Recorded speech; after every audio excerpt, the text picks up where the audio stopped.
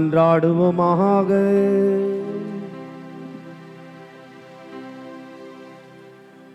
என்றென்றும் உள்ள எல்லாம் வல்ல இறைவா, தாழ்மையின் எடுத்துக்காட்டை மனித இனம் பின்பற்ற எங்கள் மீட்பரை மனித உடல் எடுக்கவும் சிலுவையை ஏற்றுக்கொள்ளவும் செய்தீரே. அதனால் நாங்கள் அவரது பொறுமையை கற்றுக்கொண்டு அவரது உயிர்ப்பில் பங்கேற்க தகுதி பெறுமாறு எங்களுக்கு கனிவாய் அருள்வீராக. உம்மோடு தூயாவியாரின் ஒன்றிப்பில் இறைவனாய் என்றென்றும் வாழ்ந்து ஆட்சி செய்கின்றவர் வழியாக உம்மை மன்றாடுகின்றோம்.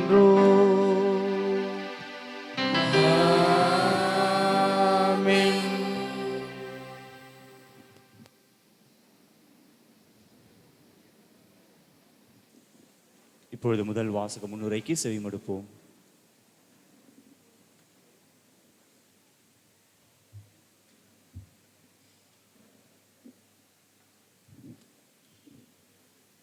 தட்டி எழுப்புவதும் தூக்கி நிறுத்துவதும் ஒரு நல்ல தலைவன் தன் தட்டி எழுப்புவதும் தூக்கி நிறுத்துவதும் ஒரு நல்ல தலைவன் தன் ஊழியருக்கு செய்யும் ஊக்கமூட்டு செயல்கள். தன் தலைவரின் மனம் குளிரும் வண்ணம் தன்னை முழுமையாக அர்ப்பணித்து நேர்மையான செயல்களால் அணி செய்வது உண்மையான ஊழியரின் பண்பாகும். இறைவனின் உண்மை ஊழியரான மனிதரின் அக்கிரமங்களுக்காக துன்புறும் இயேசுவின் பண்புகளையும் இறைவாக்கின் ஏசாயா விவரிக்கும் முதல் வாசகத்திலும் செய்யப்படுப்போம்.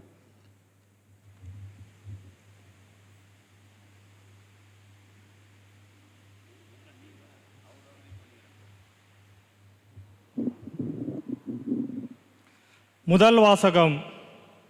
நிந்தனை செய்வோர்க்கு என் முகத்தை மறைக்கவில்லை, இடிநிலையை நான் அடைவதில்லை என்று அறியேன். இறைவாக்கினர் எஸ்யா நூலிலிருந்து வாசகம்.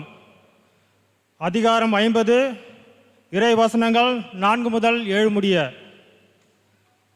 நலிந்தவனை நல்வாக்கால் ஊக்குவிக்கும் அறிவை நான் பெற்றிட ஆண்டவராகிய என் தலைவர் கற்றோனின் நாவை எனக்கு அளித்துள்ளார். காலைதோறும் அவர் என்னை தட்டி எழுப்புகின்றார். கற்போர் கேட்பது போல் நானும் செவி கொடுக்க செய்கின்றார். ஆண்டவராகிய என் தலைவர் என் செவியை திறந்துள்ளார். நான் கிளர்ந்தெழவில்லை, விலகி செல்லவும் இல்லை. அடிப்போர்க்கு என் முதுகையும் தாடியை பிடுங்குவோர்க்கு என் தாடையையும் ஒப்புவித்தேன். நிந்தனை செய்வோர்க்கும் காரி உமிழ்வோர்க்கும் என் முகத்தை மறைக்கவில்லை. ஆண்டவராகிய என் தலைவர் துணை நிற்கின்றார். நான் அவமானம் அடையேன். என் முகத்தை கற்பாரை ஆக்கி கொண்டேன். இழிநிலையை நான் அடைவதில்லை என்று அறிவேன். ஆண்டவரின் அருள்வாக்கு.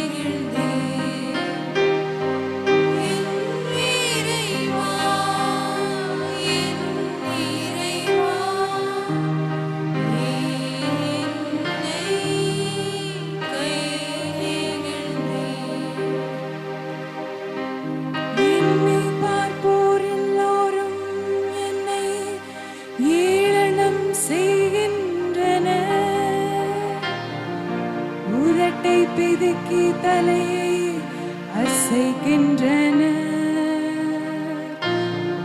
ஆண்டவர் மீது நம்பிக்கை வைத்தானே, அவர் மீட்கட்டும்.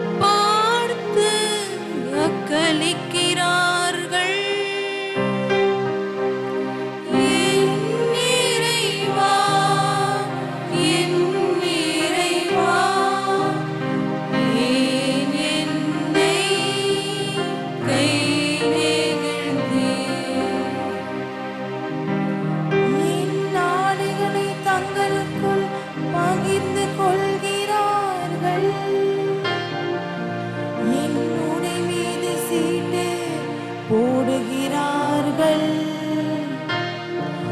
ஆனால் நீரோ ஆண்டவரே, என்னை விட்டு தொலைவில் போய்விடாதேயும். எனக்கு துணையான நீர், எனக்கு உதவி புரிய விரைந்து வாரும். என் இறைவா, என் இறைவா, ஏன் என்னை கை நெகிழ்ந்தீர்? என் இறைவா, என் இறைவா, ஏன் என்னை கை நெகிழ்ந்தீர்?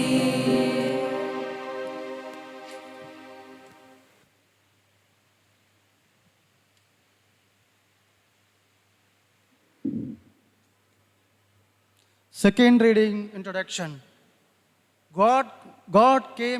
God became flesh.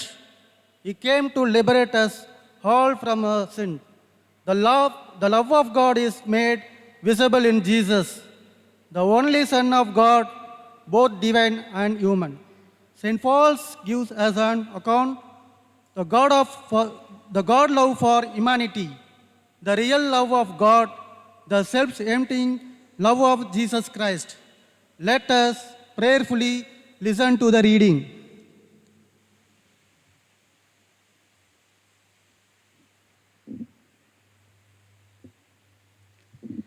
He humbled himself. Therefore, God has highly exalted him. A reading from the letter of St. Paul to the Philippians, chapter 2, verses 6 to 11.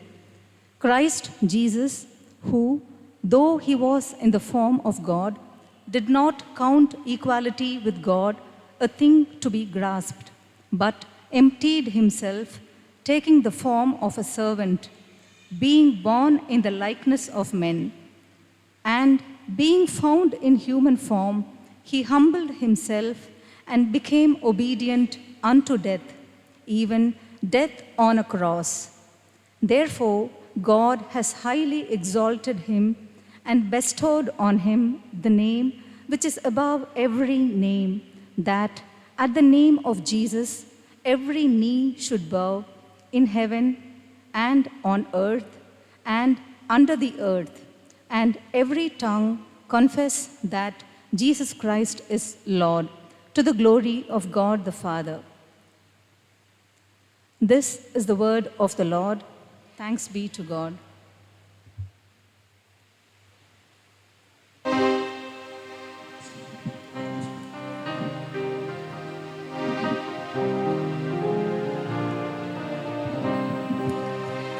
கிறிஸ்து தம்மை தாழ்த்தி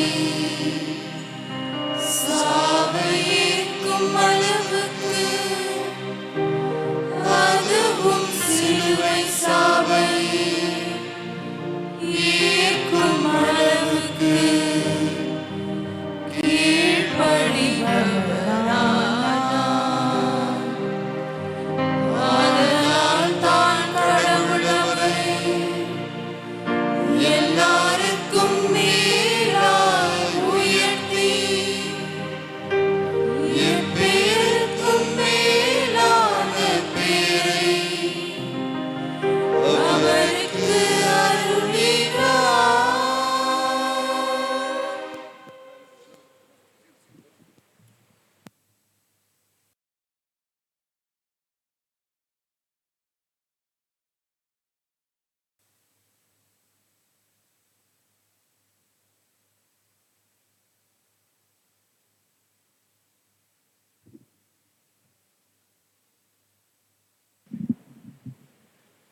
புனித மார்க்கு எழுதிய நற்செய்தியின்படி நமது ஆண்டவராகிய இயேசு கிறிஸ்துவின் திருப்பாடுகள்.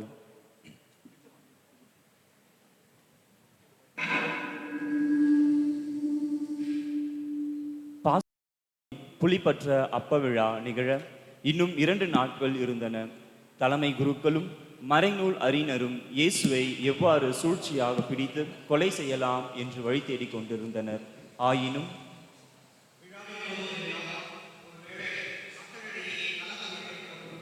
என்று நினைத்தனர். இயேசு பெத்தானியாவில் தொழுநோயாளர் சீமோன் இல்லத்தில் இருந்தார். அங்கே பந்தியில் அமர்ந்திருந்தபோது இலாமிச்சை நறுமணத்தை கொண்ட படிகச் சிமிழுடன் பெண் ஒருவர் வந்தார். அந்த தைலம் கலப்பற்றது, விலை உயர்ந்தது. அவர் அப்படிங்கச் சிமிழை உடைத்து இயேசுவின் தலையில் ஊற்றினார். அங்கிருந்த சிலர் கோபமடைந்து, இந்த தைலத்தை இவ்வாறு வீணாக்குவானேன். இதை 300 தினாரத்துக்கு மேலாக விற்று ஏழைகளுக்கு கொடுத்திருக்கலாமே என்று தங்களுக்குள் பேசிக் கொண்டனர். அப்பெண் மீது சீறி எழுந்தனர். இயேசு அவர்களிடம், அவரை விடுங்கள், ஏன் அவருக்கு தொல்லை கொடுக்கிறீர்கள்? அவர் எனக்கு செய்தது முறையான செயலே. ஏனெனில் ஏழைகள் எப்பொழுதுமே உங்களோடு இருக்கின்றார்கள். நீங்கள் விரும்பும் போதெல்லாம் அவர்களுக்கு நன்மை செய்ய முடியும். ஆனால் நான் எப்பொழுதும் உங்களோடு இருக்கப் போவதில்லை. இவர் தம்மால் இயன்றதை செய்தார். என் அடக்கத்திற்காக இவர் முன்னதாகவே என் உடலுக்கு தைலம் பூசிவிட்டார். உலகம் முழுவதும் எங்கெல்லாம் நற்செய்தி அறிவிக்கப்படுமோ அங்கெல்லாம் இவர் செய்ததும் எடுத்து கூறப்படும். இவரும் நினைவு கூறப்படுவார் என உறுதியாக உங்களுக்கு சொல்லுகிறேன் என்று கூறினார். 12 ஒருவன் ஆகிய யூதாசு இஸ்காரியோத்து இயேசுவை காட்டிக் கொடுக்கும் நோக்கத்தோடு தலைமை குருக்களிடம் சென்றான். அவர்கள் அதை அறிந்து மகிழ்ச்சியுற்று அவனுக்கு பணம் கொடுப்பதாக வாக்களித்தனர். அவனும் அவரை எப்படி காட்டிக் கொடுக்கலாம் என்று வாய்ப்பு தேடிக்கொண்டிருந்தான். புளிப்பற்ற அப்ப விழாவின் முதல் நாள் வந்தது. பாஸ்கா ஆட்டுக்குட்டியை பலியிடும் அந்நாளிலே இயேசுவின் சீடர், நீர் பாஸ்கா விருந்துண்ண நாங்கள் எங்கே சென்று ஏற்பாடு செய்ய வேண்டும் என விரும்புகிறீர் என்று கேட்டார்கள். அவர் பின்வருமாறு கூறி தம் சீடருள் 2 அனுப்பினார். நீங்கள் புறப்பட்டு நகருக்குள் செல்லுங்கள். மண் குடத்தில் தண்ணீர் சுமந்து கொண்டு உங்களுக்கு எதிரே வருவார்.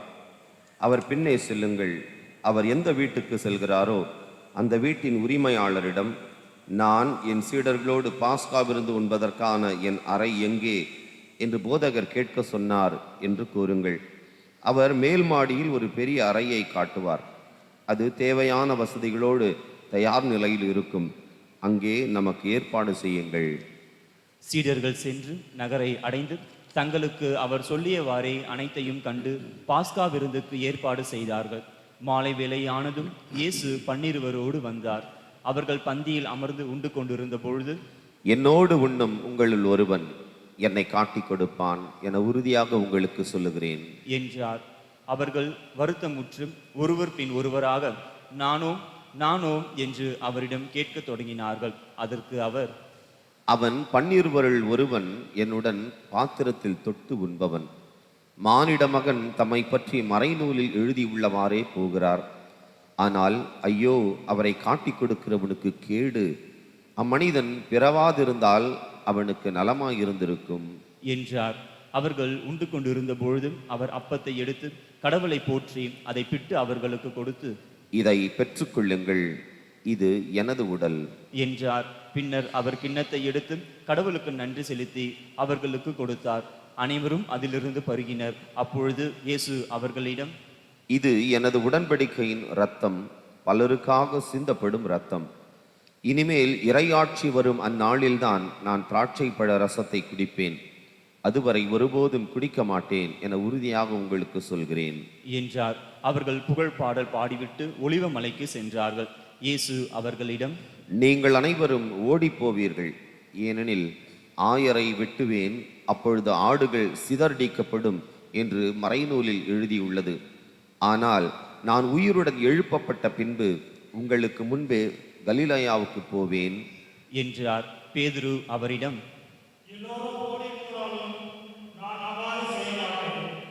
என்றார். இயேசு அவரிடம், இன்றிரவில் சேவல் 2 முறை கூவும் முன் 3 முறை நீ என்னை மறுதலிப்பாய் என உனக்கு சொல்கிறேன் என்றார். அவரோ,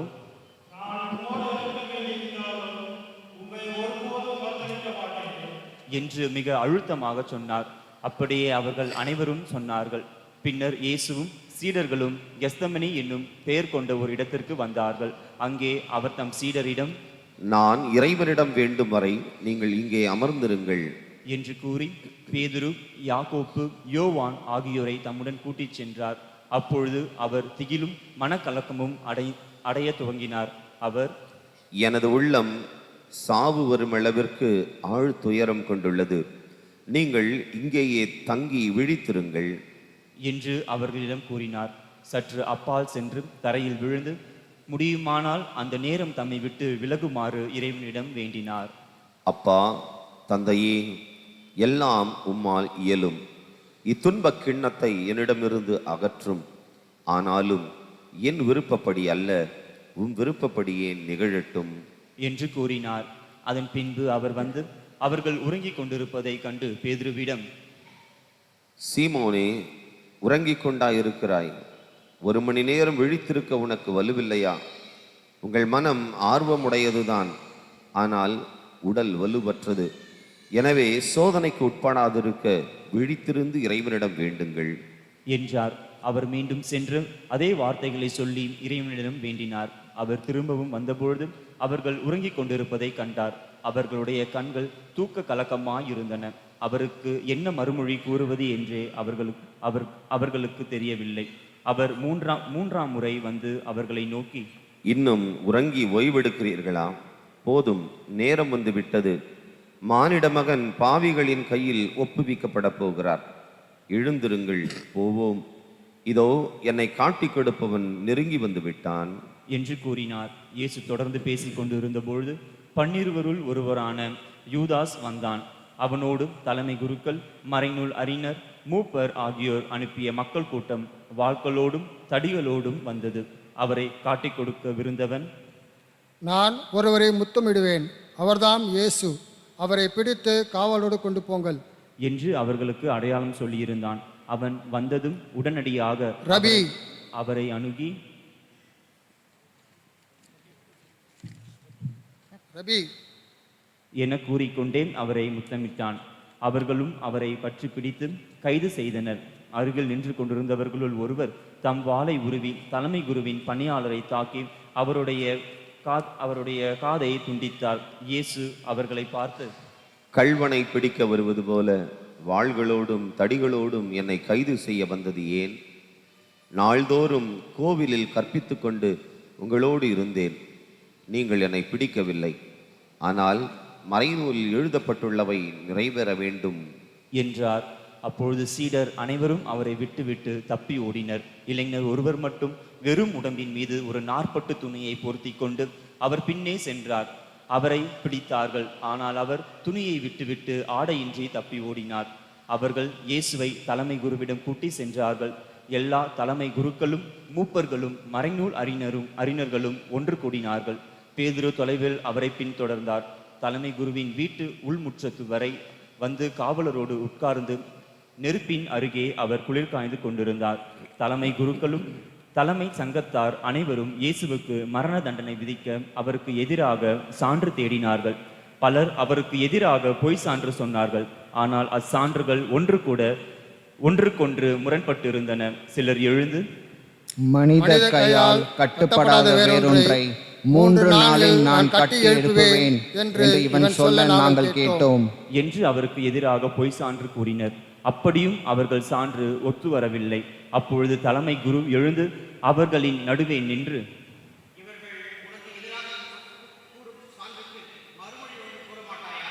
என்று இயேசுவை கேட்டார். ஆனால் அவர் பேசாதிருந்தார். மறுமொழி ஒன்றும் அவர் கூறவில்லை. மீண்டும் தலைமை குரு,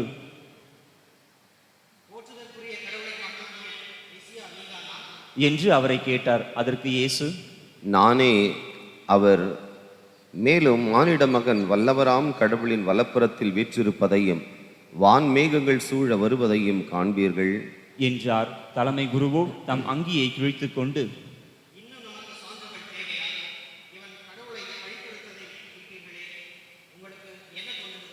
என்று கேட்க அவர்கள் அனைவரும் இவன் சாக வேண்டியவன் என்று தீர்மானித்தார்கள். பின்பு சிலர் அவர் மேல் துப்பவும் அவர் முகத்தை மூடி அவரை கையால் குத்தி, இறைவாக்கினனே யார் என சொல் என்று கேட்கவும் தொடங்கினர். காவலரும் அவரை கன்னத்தில் அறைந்தனர். அப்பொழுது பேதுரும் கீழே முற்றத்தில் இருக்க தலைமை குருவின் பணிப்பெண் ஒருவர் வந்து பேதுரு குளிர் காய்ந்து கொண்டிருந்ததை கண்டு அவரை கூர்ந்து நோக்கி, நீயும் இந்த நாசரேத்து இயேசுவோடு இருந்தவன் தானே என்றார். அவரோ,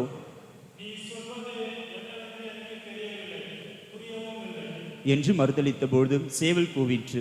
அந்த பணிப்பெண் அவரை கண்டு உடன் இருந்தவர்களிடம், இவனும் அவர்களை சேர்ந்தவன் தான் என்று மீண்டும் கூறத் தொடங்கினார்.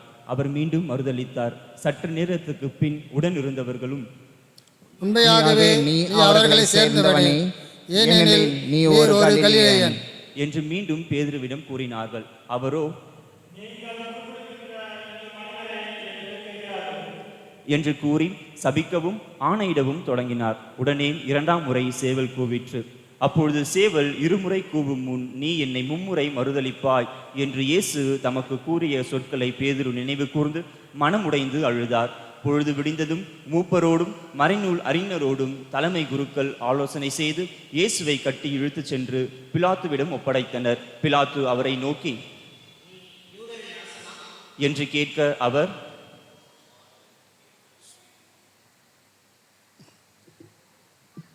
அவ்வாறு நீர் சொல்லுகிறீர் என்று பதில் கூறினார். தலைமை குருக்கள் அவர் மீது பல குற்றங்களை சுமத்தினார்கள். மீண்டும் பிலாத்து,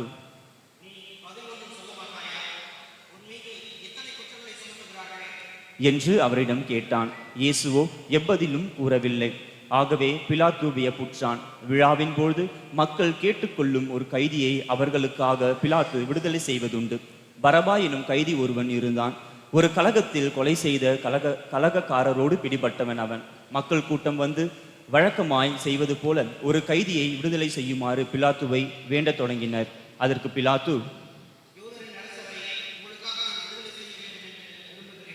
என்று கேட்டான்.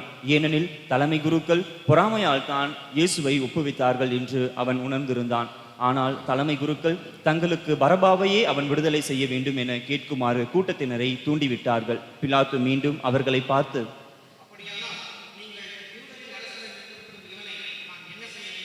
என்று கேட்டான். அவர்கள், அவனை சிலுவையில் அறையும், அவனை சிலுவையில் அறையும் என்று மீண்டும் கத்தினார்கள். அதற்கு பிலாத்து கூட்டத்தினரின் விருப்பத்தை நிறைவேற்றும் வண்ணம் பரபாவை விடுதலை செய்து இயேசுவை கசையால் அடித்து சிலுவையில் அறையுமாறு ஒப்புவித்தான். பிறகு படைவீரர் அவரை ஆளுநர் மாளிகையின் முற்றத்திற்கு இழுத்து கொண்டு போய் படைப்பிரிவினர் அனைவரையும் கூட்டினர். அவருக்கு செந்நிற ஆடையை உடுத்தி ஒரு முள்முடி பின்னி அவருக்கு சூட்டி, யூதரின் அரசே வாழ்க என்று அவரை வாழ்த்தத் தொடங்கினர். மேலும் கோலால் அவர் தலையில் அடித்து அவர் மீது துப்பி படியிட்டு அவரை வணங்கினர். அவரை ஏளனம் செய்த பின் செந்நிற ஆடையை கழற்றிவிட்டு அவருடைய ஆடைகளை அணிவித்து அவரை சிலுவையில் அறைவதற்கு வெளியே கூட்டி சென்றனர். அப்போது அலெக்சாந்தர் ரூபு ஆகியோரின் தந்தையான சீரேன் ஊரை சேர்ந்த சீமோன் என்பவர் வயல்வெளியிலிருந்து வந்து கொண்டிருந்தார். படை வீரர்கள் இயேசுவின் சிலுவையை சுமக்கும்படி கட்டாயப்படுத்தினார்கள். அவர்கள் மண்டை ஓட்டு இடம் என்னும் பொருள்படும் கொல்கத்தாவுக்கு இயேசுவை கொண்டு சென்றார்கள். அங்கே அவருக்கு வெள்ளை போலம் கலந்த திராட்சை ரசத்தை குடிக்க கொடுத்தார்கள். ஆனால் அவர் அதை பெற்றுக்கொள்ளவில்லை. பிறகு அவர்கள் அவரை சிலுவையில் அறைந்தார்கள். குழுக்கள் முறையில் யாருக்கு எது என்று பார்த்து அவருடைய ஆடைகளை தங்களுக்குள் பங்கிட்டு கொண்டார்கள். அவரை சிலுவையில் அறைந்தபொழுது 9 மணி. அவரது மரண தண்டனைக்கான காரணத்தை அறிவிக்க யூதரின் அரசன் என்று அவர்கள் எழுதி வைத்தார்கள். அவருடைய வலப்புறம் ஒருவனும் இடப்புறம் ஒருவனுமாக 2 கல்வர்களை அவருடன் வலப்புறம் ஒருவனும் இடப்புறம் ஒருவனுமாக 2 கல்வர்களை அவருடன் சிலுவையில் அறைந்தார்கள். அவ்வழியே சென்றவர்கள் தங்கள் தலைகளை அசைத்து, ஆஹா, திருக்கோவிலை இடித்து 3 நாட்களில் கட்டி எழுப்புகிறவனே, சிலுவையில் இறங்கி உன்னையே விடுவித்துக்கொள் என்று அவரை பழித்துரைத்தார்கள். அவ்வாறே தலைமை குருக்கள் மறைநூல் அறிஞர்களுடன் சேர்ந்து அவரை ஏளனம் செய்து, பிறரை விடுவித்தான், தன்னையே விடுவிக்க முடியவில்லை என்று தங்களுக்கிடையே பேசிக் கொண்டார்கள். அவர்கள், இஸ்ரவேலின் அரசனாகிய மெசியா இப்போது சிலுவையில் இறங்கி வரட்டும், அப்போது நாங்கள் கண்டு நம்புவோம் என்றார்கள். அவரோடு சிலுவையில் அறையப்பட்டவர்களுள் அவரை இகழ்ந்தார்கள். நண்பகல் வந்தபொழுது நாடெங்கும் இருள் உண்டாயிற்று. பிற்பகல் 3 மணி வரை அது நீடித்தது. பிற்பகல் 3 மணிக்கு இயேசு, ஏலோயி ஏலோயி லெமா சபக்தானி என்று உரக்க கத்தினார். என் இறைவா, என் இறைவா, ஏன் என்னை கைவிட்டீர் என்பது பொருள். சூழ நின்று கொண்டிருந்தவர்களுள் சிலர் அதை கேட்டு, இதோ எலியாவை கூப்பிடுகிறான் என்றனர். அப்பொழுது அவர்களுள் ஒருவர் ஓடிச் சென்று கடற்பஞ்சை எடுத்து புளித்த திராட்சை ரசத்தை தோய்த்து அதை ஒரு கோலில் மாட்டி அவருக்கு குடிக்க கொடுத்து கொண்டே, பொறுங்கள், எலியா இம்மை கீழே இறங்க வருவாரா பார்ப்போம் என்றார். இயேசுவோ உரக்க கத்தி உயிர் துறந்தார். அனைவரும் முழங்காலிடுவோம்.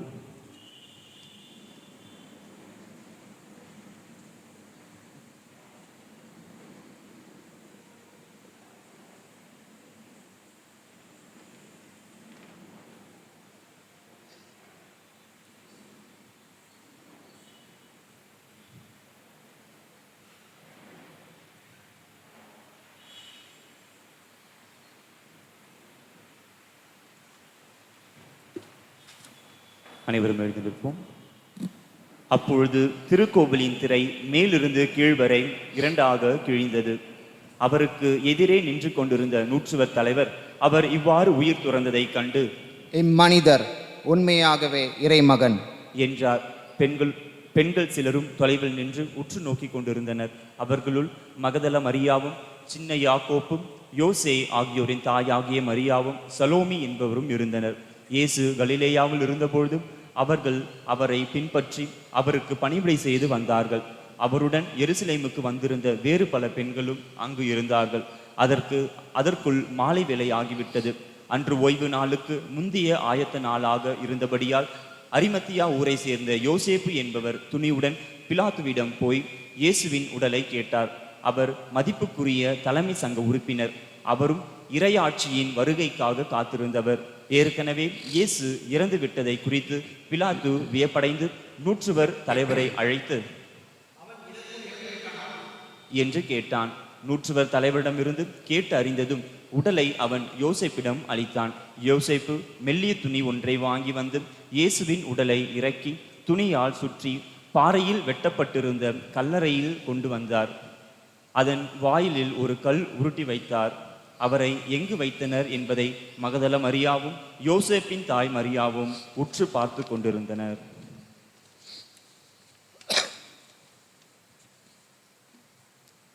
அமர்வோம்.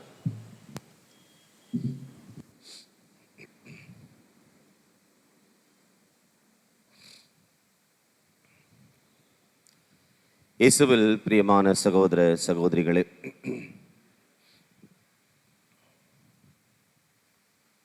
ஒரு முறை ஒரு மறை மாவட்டத்தில் ஒரு ஆயர் தன்னுடைய மறை மாவட்ட குருக்களுக்கு ஒரு சர்க்குலர் அனுப்பினார்.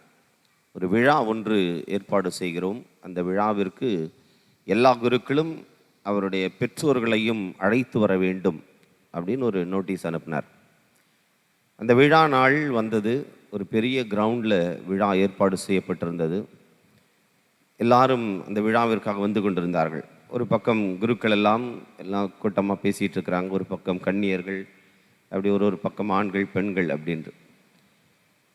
ஒரு ஓரமாக ஒரு 7-8 பெண்கள் தனியாக சேரில் உட்காந்துட்ருக்குறாங்க. ஒரு 7-8 பெண்கள் தனியாக உட்காந்துட்ருக்குறாங்க. ஆனால் ஒருத்தருக்கு ஒருத்தர் யாரும் பேசிக்கவே இல்லை. அதுதான் ஒரு உலக அதிசயமாக இருந்தது. ஒரு 7-8 பெண்கள் ஒன்றா உட்காந்துட்டு பேசிக்கவே இல்லை அப்படின்னா என்ன பண்ணுறது? இருந்தாலும் ஒரு அம்மாவுக்கு மனசு அடிச்சுட்டே இருந்தது, என்னடா அது பேசாமல் உட்காந்துட்ருக்காங்களே, ஏதாவது பேசி ஆகணும் இல்லையா, வாயை திறக்காமல் இருக்க முடியாது. அதனால் அந்த அம்மா பேச்ச ஆரம்பித்தாங்க. எல்லாருக்கும் தோஸ்திரம் அப்படின்னாங்க. எல்லாரும் தோஸ்திரம் சொன்னாங்க. நம்ம 8 பேரும் ஒரு அரை மணி நேரமாக உட்காந்துட்ருக்குறோம், ஆனால் பேசிக்கவே மாட்டேங்கிறோம். ஒருவேளை நம்ம யார் என்னென்னு யாருக்கும் தெரியல. அதனால் நம்ம ஒருத்தர் அறிமுகம் செய்து கொள்ளலாம் அப்படின்னு சொல்லி, நான் முதல்ல என்னை அறிமுகம் பண்ணிக்கிறேன், அப்புறம் ஒருத்தர் அறிமுகம் பண்ணோம்னா அதுக்கப்புறம் நம்ம பேசலாம் அப்படின்னு சொன்னாங்க. சரி அப்படின்னாங்க. அந்த அம்மா தன்னை அறிமுகம் செய்தார்கள். சொன்னாங்க, என் பையன் இந்த மறை மாவட்டத்தில் சாமியாராக இருக்கிறார். அவர் ஏதோ அந்த பங்கில் தான் இருக்கிறார். இன்னொரு பங்கு பேரை சொல்லி அந்த பங்கில் இருக்கார். போய் பாருங்களேன், அந்த பங்கில் என் மகனுக்கு எவ்வளவு மரியாதை கொடுக்குறாங்க தெரியுமா அந்த மக்கள் எல்லாம். என் பையனை எல்லாரும் அவ்வளோ மரியாதையாக எப்படி கூப்பிடுவாங்க அப்படின்னா, ரெவரண்ட் ஃபாதர் அப்படி தான் கூப்பிடுவாங்க. எப்போ கூப்பிட்டாலும் எப்படி கூப்பிடுவாங்க?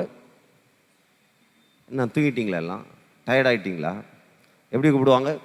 ரெவரண்ட் ஃபாதர்னு கூப்பிடுவாங்க அப்படின்னு சொல்லிட்டு அந்த அம்மா பெருமையாக சொன்னாங்க, நான் யார் தெரியுமா, நான் அந்த ரெவரண்ட் ஃபாதருடைய அம்மா அப்படின்னு தன்னை அறிமுகம் செய்தார்கள். ஒருத்தர் ஸ்டார்ட் பண்ணால் போதும் இல்லையா, அப்புறம் அடுத்த அம்மா ஸ்டார்ட் பண்ணாங்க. என் பையனும் சாமியார் தான். அவர் விஎஃப்ஆ இருக்கிறார். விஎஃப்னா விகார் ஃபாரின், அதான் ஒரு 10-15 என்ன சொல்கிறது பங்குக்கு தலைவர் அவர். அந்த அம்மா சொன்னாங்க, போய் பாருங்கள் என் பையனெல்லாம் எல்லாரும் எப்படி மரியாதையாக கூப்பிடுவாங்கன்ட்டு. வெரி ரெவரண்ட் ஃபாதர் அப்படி தான் கூப்பிடுவாங்க என் பையனை. எப்படி கூப்பிடுவாங்க? Very reverend. உன் பையன் வெறும் ரெவரன், என் பையன் வெரி ரெவரன். இப்போ நான் யார் தெரியுமா? நான் வெரி ரெவரண்ட் ஃபாதரோடைய அம்மா, நான் வெரி ரெவரனோடைய அம்மா அப்படின்னு அறிமுகம் செய்தார்கள். அடுத்த அம்மா சொன்னாங்க, என் பையனும் இதே டைசஸ் தான் சாமியார், அவர் பிஷப் ஹவுஸில் இருக்கிறார், விஜி விகார் ஜெனரலாக இருக்கிறார். என் பையன் எல்லா பங்குக்கும் போவார், நிறைய பங்குக்கு போவார். அங்கே போகும்போதெல்லாம் அவ்வளோ மரியாதை கொடுப்பாங்க. என் பையனை எல்லாரும் எப்படி தெரியுமா கூப்பிடுவாங்க? ரெவரன் மோன்சிங்யோர் அப்படின்வாங்க. சொல்லி பாருங்கள் அந்த வார்த்தை வாயில் வருதான்னு. ரெவரன் மோன்சிங்யோர் அப்படின்வாங்க. அவ்வளோ பெருமையான ஒரு வார்த்தை லத்தீனில் சொல்கிறது. அப்போ நான் யார் அப்படின்னாங்க. நான் யார்? நான் ரெவரன் மோன்சிங்யோருடைய அம்மா அப்படின்னாங்க. அடுத்த அம்மா என்ன சொல்லியிருப்பாங்க? என்ன சொல்லியிருப்பாங்க?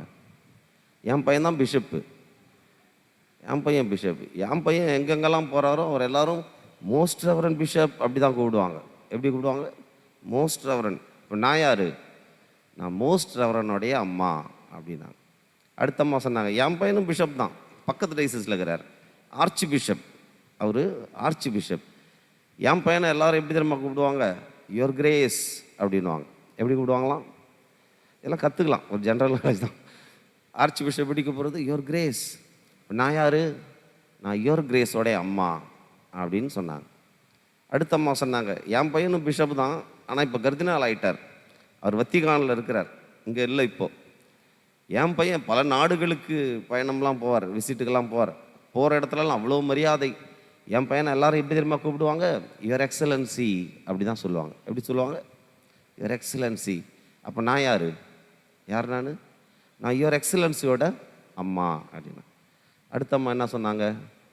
என் பையன் தான் போப்பு. பாப்பாண்டவர் எங்கே போனாலும் பாப்பாண்டவர் எப்படி கூப்பிடுவாங்க எல்லாரும்? யுவர் ஹோலினஸ் அப்படி சொல்லுவாங்க. எப்படி சொல்லுவாங்க?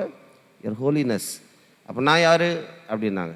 நான் யுவர் ஹோலினஸோடைய அம்மா அப்படின்னு சொல்லி முடித்தாங்க. இன்னும் ஒரு அம்மா பாக்கி கூட்டத்தில். அந்த அம்மா திருதுன்னு முழிக்குது. எல்லாரும் ஆளுக்கு ஒன்று சொல்லி முடிச்சிட்டாங்க, போப்பு வரைக்கும் வந்துருச்சே, அடுத்து என்ன சொல்கிறதுன்னு தெரியல. அந்த அம்மா ரொம்ப தாழ்ச்சியாக சொன்னாங்க, என் பையன் சாமியார்லாம் கிடையாது, நான் சும்மா விழாவை வேடிக்கை தான் பார்க்க வந்தேன். ஆனாலும் எனக்கும் ஒரு பையன் இருக்கிறான், உங்களுக்கெல்லாம் பையன் இருக்கிற மாதிரி எனக்கும் ஒரு பையன் இருக்கிறான்.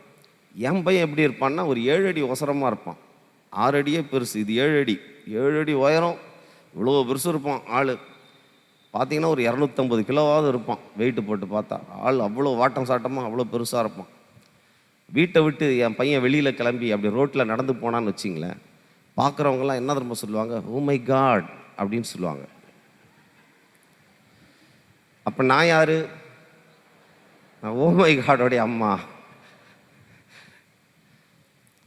அன்புக்குரியவர்கள், இன்றைக்கு ஒரு நகைச்சுவையாக சொன்னாலும் கூட நிறைய பேருக்கு தன்னை உயர்த்தி உயர்த்தி உயர்த்தி பேசிதான் பழக்கம். தன்னை தாழ்த்தி கொள்வதில் இன்றைக்கு நிறைய பேருக்கு அந்த மனசு வர்றது கிடையாது. தன்னை தாழ்த்துகிறவன் உயர்த்தப்படுவான்.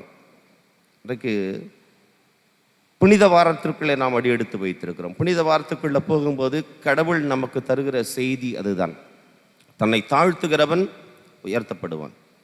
அதற்கு ஒரு நல்ல ஒரு எடுத்துக்காட்டாய் இருக்கிறவர் ஆண்டவர் இயேசுதான்.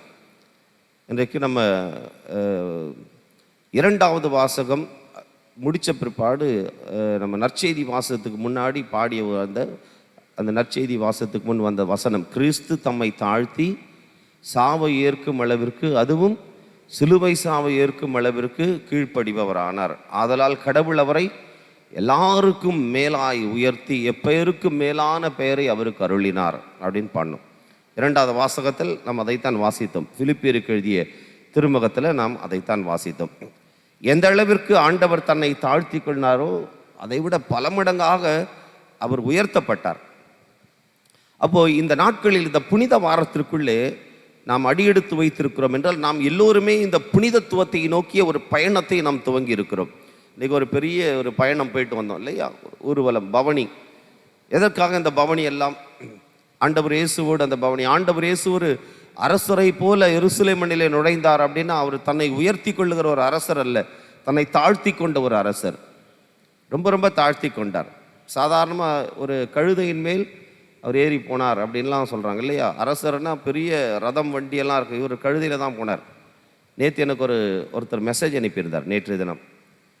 ஃபாதர், நாளைக்கு குருத்து ஞாயிறு, எங்கள் பங்கில் மிக விமரிசையாக நாங்கள் குருத்து ஞாயிறு கொண்டாடுறோம், நீங்கள் கண்டிப்பாக எங்கள் பங்குக்கு தான் வரணும், வேறு எங்கேயும் போயிடாதீங்க ஃபாதர், எங்கள் பங்குக்கு தான் வரணும், ஏன்னா எங்கள் பங்கில் கழுதை இல்லை ஃபாதர் அப்படின்னு சொல்லி மெசேஜ் போட்டிருந்தார். கழுதை இல்லையாம், அதனால் என்ன கூப்பிட்டுருந்தார். நான் அவருக்கு பதில் மெசேஜ் அனுப்புனேன், இந்த கழுதை எக்மோருக்கு போகுது, புக் பண்ணிட்டாங்க முன்னாடி அப்படின்ட்டு. ஆண்டவர் இயேசு அந்த அளவுக்கு தன்னை தாழ்த்தி கொண்ட ஒரு கடவுள். ஒரு கழுதையின் மேலே போனான்னு ஒரு பெரிய அரசரெல்லாம் கிடையாது. இந்த அரசரோ தன்னை தாழ்த்தி கொண்ட ஒரு அரசர். எந்த அளவிற்கு அவர் தாழ்த்தி கொண்டார் அப்படிங்கிறத நாம் இன்றைக்கு கற்றுக்கொள்ள வேண்டும். ஒரு புனிதத்துவத்தை நோக்கி நாம் சென்று கொண்டு இருக்க, அந்த புனிதத்துவத்தை அடைய வேண்டும் என்றால் ஒவ்வொரு மனிதனும் தன்னை தாழ்த்தி கொள்ள வேண்டும்.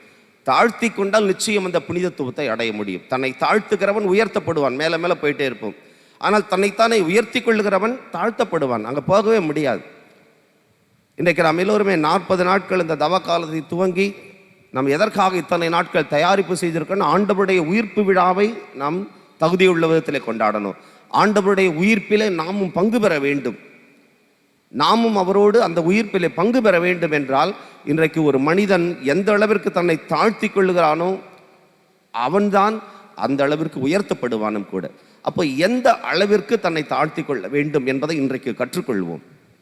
இப்போ உங்கள்கிட்டலாம் கேட்டோம்னா, நமக்கெல்லாம் தாழ்ச்சி இருக்கிறதா அப்படின்னு கேட்டால் நீங்கள் என்ன பதில் சொல்லுவீங்க? உங்ககிட்டலாம் தாழ்ச்சி இருக்கா? நம்மெல்லாம் தாழ்ச்சியாக இருக்கிறோமா? எல்லாம் ஏன் ரொம்ப யோசிக்கிறீங்க? இருக்கா இல்லையா? இருக்குது இல்லையா? எல்லாரும் தாழ்ச்சியாக இருக்கிறவங்க தான். ஏதோ ஒரு சில நேரத்தில் ஆங்காரம் அதெல்லாம் வந்துடும் எப்பயாவது. ஆனால் ஜென்ரலாக எல்லார்ட்டையும் தாழ்ச்சி இருக்குது. எவ்வளவு தாழ்ச்சி இருக்குது அதான் இப்போ கேள்வி. இவ்வளவா இவ்வளவா இவ்வளவா, எவ்வளோ தாழ்ச்சி? ஸ்கேல் வச்சு அளந்து பார்த்தா தான் தெரியும் ஒவ்வொரு மனிதருக்கு எவ்வளவு தாழ்ச்சி இருக்குது, எந்த அளவிற்கு நீங்கள் உங்களை தாழ்த்தி கொள்ள முடியும். இப்போ உதாரணத்திற்கு நீங்கள் ஒரு ஆஃபீஸில் நீங்கள் தான் ஒரு பெரிய மேனேஜர், நீங்கள் தான் டாப் சிஇஓ அப்படின்னு வச்சிங்களா, ஜிஎம் அப்படி. உங்களுக்கு கீழே ஒரு 40-50 பணியாளர்கள் வேலை செய்கிறாங்க ஆஃபீஸில். அவங்களுக்கெல்லாம் பணிவிடை புரிவதுக்கு 2 பையங்க இருக்காங்கன்னு வச்சிங்களேன், டீ வாங்கிலாம் கொடுக்குறது. அது மாதிரி ஒரு பியோன் மாதிரி எடுபடி வேலை செய்ய பையன்கள் 2 பேர் இருக்கிறாங்க. அந்த 2 பேரும் ஒரு நாள் லீவ் போட்டாங்க, வரல. இப்போது நீங்கள் சிஇஓ ஜிஎம்மாக இருக்கிற நீங்கள் அன்றைய நாள் அந்த பையன்க செய்கிற வேலையை நீங்கள் செய்வீங்களா? அதாவது நீங்கள் போயிட்டு கடையில் போய் டீ வாங்கிட்டு வந்து உங்களுக்கு கீழே வேலை செய்கிறவங்களுக்கெல்லாம் நீங்கள் டீ எல்லாம் கொடுத்து உதவி செய்வீங்களா? செய்ய முடியுமா? முடியுமா முடியாதா? எதாவது சொல்லுங்கள். முடியுமா முடியாதா? என்ன சொல்கிறீங்கன்னே தெரில. அவ்வளோ சரி, நீங்கள் இல்லை, ஜென்ரலாக யாராவது பண்ணுவாங்களான்னு கேட்குறேன். ஒரு சிஇஓவாக இருக்கிற சரி, நீங்கள் தான் ஒரு ஸ்கூலில் ஹெச்எம்னு வச்சிங்களேன், பிரின்சிபல். உங்கள் ஸ்கூலில் பெருக்கிற ஆயாமாங்கெல்லாம் ஸ்ட்ரைக் பண்ணிட்டாங்க. நீங்கள் உடனே தொடர்பு எடுத்து அன்றைக்கி பெருக்குவீங்களா கேம்பஸை? செய்ய முடியுமா முடியாதா? செய்வீங்களா செய்ய மாட்டிங்களா? ஜென்ரலாக செய்ய மாட்டோம். ஏன் செய்ய மாட்டோம்? நம்முடைய நிலையை விட்டு நாம் நம்மை தாழ்த்தி கொள்றதுக்கு மனசு வராது. என் நிலையிலிருந்து நான் கொஞ்சம் கூட கீழே வரமாட்டேன். நான் பிரின்சிபல், நான் ஜிஎம், நான் ஒரு சிஇஓ, நான் அந்த லைனில் தான் இருப்பேன், நான் கீழே இறங்கி வரவே மாட்டேன். இது சாதாரணமாக மனிதனுக்கு இருக்கக்கூடிய ஒரு எண்ணம், அவ்வளோதான், மனித குணம். ஆனால் கடவுள் நமக்கு என்ன சொல்கிறாரு? தாழ்த்தி கொள்ளுங்கள்ன்றார். எந்த அளவிற்கு தாழ்த்தி கொள்ள வேண்டும்? பிலிப்பியருக்கு எழுதிய திருமுகத்தில் இன்றைக்கு நான் வாசித்தோம். கடவுள் தன்மையில் விளங்கிய அவர் அந்த நிலையை வலிந்து பற்றி கொண்டிருக்க வேண்டியதொன்றாக அவர் கருதவில்லை. அதை கருதாமல் அவர் தன்னையே வெறுமையாக்கி என்ன வடிவமேற்று? அடிமையின் வடிவமேற்று மனிதருக்கு ஒப்பானார் அப்படின்னு பார்க்குறோம். இங்கிலீஷில் செகண்ட் ரீடிங்கில் வாசிச்சோம் இல்லையா? He took the form of a slave அப்படின்ற வார்த்தையை நம்ம வாசிச்சிருப்போம். God took the form of a slave. அப்போது கடவுள் தன்மையில் விளங்கி அவர் அந்த நிலையை, அந்த ஒரு பொசிஷனை அவர் பிடிச்சிட்டு இருக்கணும்னு நினைக்கல.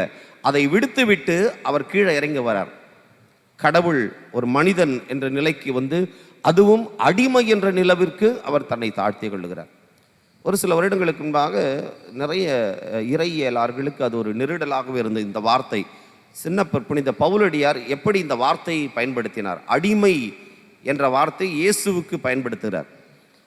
அது அவங்களுக்கு ஒரு நெருடலாக இருந்து நிறைய ஆராய்ச்சியாளர்கள்லாம் அதை பற்றி ஆராய்ச்சி செஞ்சாங்க. இது எப்படி சரிதானா, இயேசுவை போய் அடிமைன்னு சொல்லலாமா அப்படின்னு. அப்போ பழைய ஏற்பாட்டிலே அதை பற்றி அவர்கள் வாசிக்கிறார்கள். ஸோ இங்கிலீஷில் அது தமிழ் புரியாதவர்களுக்கு ஆங்கிலத்தில் சொல்கிறோம். In the letter of Philippians, we read that God emptied himself, came to this world, took the form of a slave. That was the word written by St. Paul. And some of the theologians, were refuting with that. They were not in agreement with that word, particular word. They were not agreeing that, Paul cannot compare Jesus with a slave. But however, they went on making some research. They wanted to study the word, why St. Paul used that particular word. Therefore, they went back to Old Testament, book of Exodus. And then from chapter 20 onwards, if you read, you can read a lot of things about slaves. விடுதலை பயண நூலில் 20ஆம் அதிகாரத்திலிருந்து நீங்கள் நிறைய slaves, அதாவது அடிமைகளை பற்றி வாசிக்கலாம். சுவாரஸ்யமான நிறைய விஷயங்கள் அங்கே இருக்குது. அதில் ஒரு 2-3 விஷயங்களை மற்றும் உங்களோடு நான் பகிர்ந்து கொள்கிறேன். அடிமைகள் என்றால் யார் அப்படின்னு நீங்கள் பழைய ஏற்பாட்டில் வாசித்தீங்கன்னா, அடிமைகள் என்பவர்கள் வேலைக்காரர்கள் கிடையாது. ஒரு வீட்டில் வேலைக்காரர்களும் இருப்பார்கள், அடிமைகளும் இருப்பார்கள். இதில் வேலைக்காரர்களுக்கு சற்று அதிகாரங்கள் அதிகம் உண்டு. வீட்டுக்குள்ளெல்லாம் போயிட்டு வேலை செய்யக்கூடிய அதிகாரம் வேலைக்காரனுக்கு உண்டு. ஆனால் அடிமைக்கு அந்த அதிகாரம் கூட கிடையாது. அப்போ வேலைக்காரனை விட இன்னும் தரம் தாழ்ந்த நிலையில் வைக்கப்பட்டவர்கள் தான் அடிமைகள். அப்போ அந்த அடிமைகள் என்ன செய்வார்கள், வீட்டிற்கு வெளியிலே தான் அமர்ந்திருக்க வேண்டும். அவங்க வேலை வீட்டுக்கு வெளியில தான். அதில் முக்கியமான வேலை என்னென்னா, வீட்டிற்கு வெளியே முற்றத்திலே அமர்ந்து கொண்டு ஒரு குவளையிலே தண்ணீர் வைக்கப்பட்டிருக்கு, அங்கே தான் உட்கார்ந்துருக்கணும். இந்த வீட்டிற்கு சொந்தக்காரர்கள் எப்பொழுதெல்லாம் வீட்டிற்கு வெளியிலே போயிட்டு மீண்டும் வீட்டிற்கு உள்ளே வருகிறார்களோ அப்பொழுதெல்லாம் அவர்களுடைய பாதங்களிலே தண்ணீர் விட்டு கழுவி தூய்மைப்படுத்தி அவர்களை வீட்டிற்குள்ளே அனுப்ப வேண்டும். அதுதான் அவர்கள் செய்யக்கூடிய தலையாய பணி. நிறைய வேலைகள் வீட்டுக்கு வெளியில் செஞ்சாலும் இதுதான் முக்கிய பணி. என்றால் ஒரு மனிதன் அன்றைக்கு குனிந்து தன் காலை தொடுவதையோ தன் காலை கழுவுவதையோ அவன் அன்றைக்கு கேவலமாக நினைத்தான். அவனே குனிந்து அவன் காலை கழுவுறதுக்கு அவனுக்கு அவ்வளோ கேவலம். அதனால் அந்த பணியை செய்வதற்கு அடிமைகளை வைத்திருந்தார்கள். இப்போ எவ்வளோ அந்த கேவலமான ஒரு பணியை செய்வதற்கு அடிமைகளை வைத்திருந்தார்கள். அடிமைகள் செய்கிற வேலை தான் பாதங்களை கழுவுகிற ஒரு வேலை. ஸோ இது ஒரு முதல் பாயிண்ட், நீங்கள் அதை மனசில் வச்சுங்க. இரண்டாவது, இந்த அடிமைகள் இப்படிப்பட்ட ஒரு கேவலமான ஒரு பணியை செய்வதற்கு, வேலையை செய்வதற்காக இந்த அடிமைகளை விலைக்கு வாங்கினார்கள், விலைக்கும் விற்றார்கள். நீங்கள் சந்தைக்கு போனீங்கன்னா சந்தையில் அன்றைக்கு ஒரு அடிமையை விலைக்கு வாங்கலாம். ஒரு அடிமை உங்களுக்கு வேண்டாம் அப்படின்னு சொன்னால் நீங்கள் சந்தையில் கொண்டு போயிட்டு அவனை வித்துடலாம். பணம் கொடுத்து வாங்கலாம், அல்லது பொருள் கொடுத்து வாங்கலாம், பண்டமாற்று முறையில் வாங்கலாம். ஒரு தட்டுமுட்டு சாமான்களைப் போலத்தான் அன்றைக்கு இந்த அடிமைகளை நடத்தினார்கள். ஒரு சந்தையில் போய் விற்கிற பொழுதோ அல்லது வாங்குகிற பொழுதோ அந்த அடிமைக்கு எந்த உரிமையும் கிடையாது. நான் போய் ஒரு அடிமை விற்கிறேன், இன்னொருத்தர் வாங்குறாருன்னு ஐயோ நான் அவர் கூட போக மாட்டேன் அப்படின்லாம் சொல்ல முடியாது. இன்னொருத்தர் விற்கும் பொழுது ஐயோயோ நான் அங்கே போக மாட்டேன் இங்கே போக மாட்டேன் என்று சொல்வதற்கு எந்த உரிமையும் இல்லாத ஒரு மனிதர்கள் தான் அடிமைகள். ஒரு செம்மறி ஆட்டுக்குட்டியை போல, ஒரு ஆட்டை விற்கும் போது ஆடுங்க ஏதாவது பேசுமா, நாங்கள் போக மாட்டேன், அது மாதிரி தான் ஒரு சாதாரண விலங்கை போல நடத்தப்பட்டார்கள். எனவே இந்த அடிமைகள் விலைக்கு வாங்கப்பட்டார்கள், விலைக்கு விற்கப்பட்டார்கள். இது ரெண்டாவது கருத்து, ஞாபகத்தில் வச்சுங்க. திருப்பி கேட்கும்போது சொல்லுங்க, சரிங்களா? முதல் கருத்து என்ன சொன்ன ஞாபகம் இருக்கா? அவர்கள் எதற்காக பணியமர்த்தப்பட்டார்கள்? அவங்களுடைய தலையாய வேலை என்னன்னா பாதங்களை கழுவுகிறது. ரெண்டாவது, அவர்கள் விலைக்கு வாங்கப்பட்டார்கள், விலைக்கு விற்கப்பட்டார்கள். மூன்றாவது கருத்து என்னன்னா, இப்படி விலைக்கு வாங்கப்பட்ட அல்லது விற்கப்பட்ட ஒரு அடிமை ஒரு வீட்டில் 6 ஆண்டுகள் முழுமையாக பணி செய்யணும். 6 ஆண்டுகள். 7வது ஆண்டு ஜூபிலி ஆண்டு என்று சொல்லுவார்கள். ஜூபிலி ஆண்டு என்று சொல்லுகிற பொழுது அது விடுதலையின் ஆண்டு, அவர்களுக்கு விடுதலையை தருகிற ஆண்டு. அப்போது அந்த 7வது ஆண்டிலே, இப்போ என்னுடைய வீட்டில் நான் ஒரு அடிமையை வேலைக்கு வைத்திருக்கிறேன் என்றால் அந்த 7வது ஆண்டிலே நான் அந்த அடிமையை அவனுடைய மொத்த குடும்பத்தோடு நான் அவனை விடுவிக்க வேண்டும், விடுதலை கொடுத்து அனுப்பிடணும். ஆனால் என்ன நடக்கும்னா, நான் என்னுடைய அடிமையை நான் விடுதலை செய்து அனுப்பினேன்னா அவன் என் வீட்டு வாசல் படி அப்படி தாண்டுகிற பொழுது அங்கே இன்னொருத்தர் விலைக்கு வாங்குவதற்கு தயாராக இருப்பார். அவர் அப்படி அவரை விலைக்கு வாங்கி அவரை கூட்டிகிட்டு போயிடுவார். அப்போ உண்மையான விடுதலை அப்படிங்கிறது கிடையவே கிடையாது. உண்மையான விடுதலைன்னு கிடையவே கிடையாது. அப்போது ஒரு சில அடிமைகள் என்ன நினைப்பார்கள், ஒரு 6 வருஷம் 7 வருஷம் இந்த மனுஷங்கிட்ட நம்ம வேலை செஞ்சோமே இந்த வீட்டில், இவர் நல்லா தானே பார்த்துக்கிட்டார், நம்ம குடும்பத்தையும் என்னையும் நன்றாகவே பார்த்து கொண்டாரே, பேசாமல் நம்ம இவர்கிட்டையே நிரந்தர அடிமையாக இருந்து விடலாம் அப்படின்னு ஒரு சில அடிமைகள் நினைக்கலாம். அப்படி நினைத்தால் அவர்கள் போய் சொல்லுவாங்க அந்த வீட்டுக்காரர்கிட்ட, ஐயா நீங்கள் எங்களை ரொம்ப நல்லா பார்த்துக்கிட்டீங்க, அதனால் நான் உங்கள் வீட்டை விட்டு போக எனக்கு மனசு வரல, நான் உங்களிடத்துல நிரந்தர அடிமையாக இருக்கிறேன் அப்படின்னு சொன்னால், அதை அவர் ஏற்றுக்கொண்டால் என்ன செய்வார்னா, அவரை கூட்டிகிட்டு போயிருந்த அடிமையை கூட்டிகிட்டு போயிட்டு இது மாதிரி வாசல் படியில் நிறுத்தி, வாயில் கதவு இருக்குது பாருங்கள், நிலைக்கால் கதவு, மரத்தாலான வாயில் கதவை நிற்க வச்சு அவருடைய காதை அங்கே வைத்து ஒரு பெரிய ஆணியால் ஓட்டையிடுவார்கள், துளையிடுவார்கள். காது குத்துற மாதிரி தான், ஆனால் பெரிய ஓட்டையாக இருக்கும். ஒரு கோணி ஊசியால் துளைப்பட்டால் எப்படி இருக்கும், ஒரு ஆணியால் துளைப்பட்டால் எவ்வளோ பெருசு இருக்கும், அந்த மாதிரி ஒரு பெரிய துளை இடுவார்கள். யாருடைய காதிலெல்லாம் அந்த துளை இருக்கிறதோ அது ஒரு அடையாளம். என்ன அடையாளம்? நிரந்தர அடிமைக்கான ஒரு அடையாளம். அப்போது அந்த நிரந்தர அடிமை யாராவது பார்க்குறாங்க, ஒரு காதில் துளையிடப்பட்ட மனிதரை யாராவது பார்த்தால் அவரை யாரும் விலைக்கு கேட்க மாட்டார்கள். சரிங்களா? அப்போ ஒரு நிரந்தர அடிமைக்கான அடையாளம் அப்படின்றது காதிலே துளையிடுவது, மரத்தாலான அந்த வாயில் கதவு அருகே நிற்க வைத்து அவனுடைய காதிலே துளையிடுவது. இன்னும் நிறைய சொல்லிட்டே போகலாம். இந்த 3ஐ மட்டும் ஆண்டவர் இயேசுவோடு ஒப்பிட்டு பார்க்கலாம். முதல் கருத்து என்ன சொன்னேன்? அடிமையினுடைய வேலை என்ன? பாதம் கழுவுவது. இயேசு பாதங்களை கழுவினாரா? கழுவலையா? தன் சீடருடைய பாதங்களை கழுவினார். அப்படி கழுவுகிற பொழுது ஒருத்தர் அப்ஜெக்ஷன் சொன்னார். யார் அது? வேண்டாம் சொன்னார். யார் அது? பசிக்குது போலது, எல்லாம் சாப்பிட மாட்டீங்க. பேதுரு என்ன சொன்னார்? அவரு, ஆண்டவரே நீரோ என் பாதங்களை கழுவுவது. அதற்கு இயேசு என்ன சொன்னார்? பாடுங்க, நான் உன் பாதங்களை கழுவாவிடில். அப்புறம் நான் இவ்வளோ கஷ்டப்பட்டு பண்ண, நீங்கள் உனக்கு என்னோட பங்கில்லை அப்படின்ட்டீங்க. ஒரு பாட்டா பாடிங்கன்னா நல்லா இருக்கும்னு பார்த்தேன். சரி, ஏன் அப்படி ராயப்பர் சொன்னார்? அவர் சொன்னது சரியா தப்பா? சரி, அவர் கழுவ விட மாட்டார். ஏனென்றால் அவர் சொல்றார், ஆண்டவரே இது ஒரு அடிமை செய்யக்கூடிய வேலை இல்லையா? ஒரு அடிமை செய்யக்கூடிய வேலை. என் பாதத்தை வந்து கழுவுறது, எங்கள் வீட்டில் அடிமை இருக்கிறாங்க, அடிமைகள் செய்வார்கள். அடிமை செய்யக்கூடிய வேலை ஆண்டவர் செய்வதா? வேண்டாம் அப்படின்னு அவர் கரெக்டாக சொல்லி தான் நிறுத்துறார். ஆனாலும் ஆண்டவர் என்ன சொன்னார்? இல்லை இல்லை, இதை நான் உங்களுக்கு செய்யணும், இல்லைன்னா உனக்கு என்னோடு எந்த பங்கும் இல்லை அப்படின்னு சொல்லுகிற பொழுது அவர் என்ன சொன்னார்? அப்படின்னா என் தலையிலெல்லாம் தண்ணீர் விட்டு என்ன முழுமையாக கூட நீங்கள் ஆண்டவரே கழுவிட்டு போங்க. விட்டுட்டார். சரி, ஏதாவது பண்ணிட்டு போ ஆண்டவரே அப்படின்ட்டு. ஆனால் செய்து முடித்த பின்பு இயேசு ஒன்று சொன்னார், நான் உங்களுக்கெல்லாம் இதை முன்மாதிரியாக செய்து காட்டினேன், நீங்களும் அவ்வாறே செய்யுங்கள். அப்படின்னும் போது தான் இந்த சீடர்களுக்கெல்லாம் ஒரு கலக்கம். என்னடா இது, இவர் ஒரு அடிமையை போல எல்லாருடைய பாதங்களையும் கழுவிட்டார், ஓகே நம்ம போனால் போதுன்னு விட்டோம், இப்போ நம்மளையும் அதே மாதிரி செய்ய சொல்கிறாரே அப்படின்றதான் அவங்களுக்கு ஒரு வருத்தம். நாம் எப்படி ஒரு அடிமையினுடைய வேலையை செய்வது என்று அவர்கள் கலக்கமுற்றார்கள். அதுதான் உண்மை. ஆனால் இயேசு சொன்னார், இதுதான், இப்படித்தான் ஒரு இறை பணியை செய்ய வேண்டும். இன்றைக்கு அபிஷேகம் செய்யப்பட்ட குருக்கள், ஆயர்கள், நம்ம எல்லாருக்கும் பொது குருத்துவத்திலே பங்கு பெறுகிற நாம் எல்லோருமே ஒரு இறை பணியை எப்படி செய்ய வேண்டும் அப்படின்னா, ஒரு அடிமையின் அளவிற்கு தன்னை தாழ்த்தி கொண்டு செய்ய வேண்டும். அதுதான் ஆண்டவர் நமக்கு சொல்லிக் கொடுக்கிறது. எவ்வளவோ வேலைகளை நம்ம செய்கிறோம், எவ்வளவோ இறை பணிகளை செய்கிறோம், எவ்வளவோ சமுதாய பணிகளை செய்கிறோம், நல்ல நல்ல வேலைகள்லாம் செய்கிறோம். ஆனால் அதில் தாழ்ச்சி இல்லை என்றால் ஒன்றும் கிடையாது. இப்போ இந்த தவ காலத்தில் நிறைய நீங்கள் ஒருத்தல் முயற்சிகளை செய்திருப்பீங்க, தான தர்மங்கள் செய்திருப்பீங்க. செஞ்சீங்களா இல்லையா? செஞ்சீங்களா? தான தர்மங்கள். சிலரெல்லாம் தான தர்மம் பண்ணும்போது எல்லாரும் பார்க்கும்படியாய் செய்வார்கள். ஆண்டவர் சொல்கிறார்களே, உன் வலக்கை செய்வதை இடக்கை அறியாதிருக்கட்டும். அந்த அளவிற்கு தாழ்த்தி கொள்ள வேண்டும். ஒரு டியூப் லைட் வாங்கி கோயிலுக்கு காணிக்கையாக கொடுக்கும்போது அதில் அந்த ஃப்ரேமில் எழுதி கொடுக்கறது, ஆரோக்கியசாமி 2002 அப்படின்னு வருஷம்லாம் போட்டு பெயிண்டில் அழியாத எழுதி கொடுத்துருவாங்க. அதை மாட்டி வைக்கும்போது, ஓ 2002 ஆரோக்கியசாமி கொடுத்த டியூப் லைட்டரா இது அப்படின்னு பெருமையாக சொல்லிக்கணும்.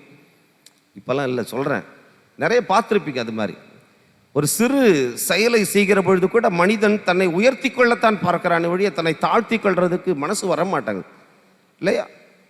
ஆனால் ஆண்டவர் இயேசு அப்படி சொல்லல. ஆண்டவர் இயேசு தன் பாதங்களை, சீடருடைய பாதங்களை கழுவி சீடர்களுக்கு சொன்ன கட்டளை அது. இப்படித்தான் நீங்கள் பணி செய்ய வேண்டும். இப்படி உங்களை தாழ்த்தி கொண்டு, எந்த அளவிற்கு தாழ்த்தி கொண்டு, அதுக்கு ஒரு யார்ட் ஸ்டிக் இருக்கு, ஒரு ஸ்கேல். அடிமையின் அளவிற்கு உங்களை தாழ்த்தி கொண்டு பணிபுரியுங்கள். அதுதான் ஏற்றுக்கொள்ளக்கூடிய பணி. மூன்றாவதாக என்ன பார்த்தோம்? சரி, அது முதல் கருத்திலே. அப்ப இயேசு சீடருடைய பாதங்களை கழுவினார் அப்படின்னு. ரெண்டாவது பாயிண்ட் என்ன பார்த்தோம்? அவர் விலைக்கு வாங்கப்பட்டார், விலைக்கு விற்கப்பட்டார்கள் அடிமைகள். இயேசுவை யாராவது விலைக்கு வாங்கினாங்களா, விற்றாங்களா? யாரும் வாங்கலையா? காசு கொடுத்து வாங்கல? காசு கொடுத்து ஒருத்தர் காசு வாங்கின காட்டி கொடுத்தாரே, யூதாஸ் காரியத்து. எவ்வளோ காசு வாங்கினார்?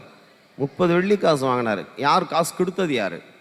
அந்த தலைமை குருக்கள், மூப்பர்கள், பரிசேயர்கள், அவங்கெல்லாம் காசு கொடுத்து ஆண்டவரை காட்டி கொடுக்க சொல்லி அவரை வாங்குறாங்க. பாருங்க, விற்கப்பட்டார், வாங்கப்பட்டார். யூதாஸ் காரியத்து அந்த ஒரு தவறை செய்தான். யூதாஸ் மாதிரி இன்னும் 2 பேர் அதே மாதிரி தவறு செஞ்சாங்க. அதுக்கு ஈக்குவலான தவறு இன்னும் 2 பேர் செஞ்சுருக்கிறாங்க. ஒருத்தரை பற்றி இன்றைக்கு நற்செய்தியில் வாசித்தோம். இன்னும் 2 பேரையும் வாசித்தோம். ஏறக்குறை இயேசுவை காட்டி கொடுத்த யூதாஸ் போல இன்னும் 2 பேர் இயேசுவை அப்படி தான் காட்டி கொடுக்குறாங்க. ஒருத்தர் ராயப்பர் 3 முறை மறுதலித்து காட்டி கொடுக்குறார் இல்லையா ஆண்டவரை, 3 முறை மறுதலித்து காட்டி கொடுக்குறார். இன்னொருத்தர் பிலாத்து, இயேசு ஒரு நீதிமான் என்று அறிந்தும் ஆண்டவரை சிலுவையில் அறையும்படி கையளிக்கிற ஒரு மனிதனை பார்க்கணும். 3 பேருமே தப்பு செய்கிறாங்க. ஆனால் இதில் நாண்டு கொண்டு மாண்டான் அப்படின்னா யார்? அது யூதாஸ் காரியத்து தான். மீதி பார்த்தீங்கன்னா இப்போ ராயப்பர்லாம் மனம் வருந்தினார், மன்னிப்பு பெற்றார், அப்படி தான் சொல்ல முடியும். அவர் மன்னிப்பு பெற்று விட்டார். மன்னிப்பு பெறாத ஒரு, மன்னிப்பு கேட்காத ஒரு மனிதன், அகங்காரத்தோடே அழிந்து போனவன் யூதாஸ் காரியத். இயேசு விலைக்கு வாங்கப்பட்டார், விலைக்கு விற்கப்பட்டார். அதில் மாற்று கருத்து. ஒரு அடிமையை போல அவரை விலைக்கு விற்றார்கள், விலைக்கும் வாங்கினார்கள். மூணாவது பாயிண்ட் என்ன சொன்னோம்? நிரந்தர அடிமைக்கான அடையாளம் காதில் ஒரு ஓட்டை. வெரி குட், அழகாக சொல்லிட்டாங்க. இயேசுக்கு அதை எப்படி ஒப்பிட்டு பாருங்க. மரத்தால் ஆன சிலுவை மரத்திலே, அங்கே எப்படி மரத்தால் ஆன அந்த கதவு நிலையிலே காதிலே துளையிடப்பட்டதோ அதுபோல ஆண்டவர் இயேசுவை சிலுவை மரத்திலே வைத்து ஆணிகளால் துளைக்கிறார்களே, அவருடைய கைகளும் கால்களும் துளைக்கப்பட்டது. அப்போ இயேசு நமக்காக ஒரு நிரந்தர அடிமை ஆனார் என்பது நிரூபிக்கப்படுகிறது.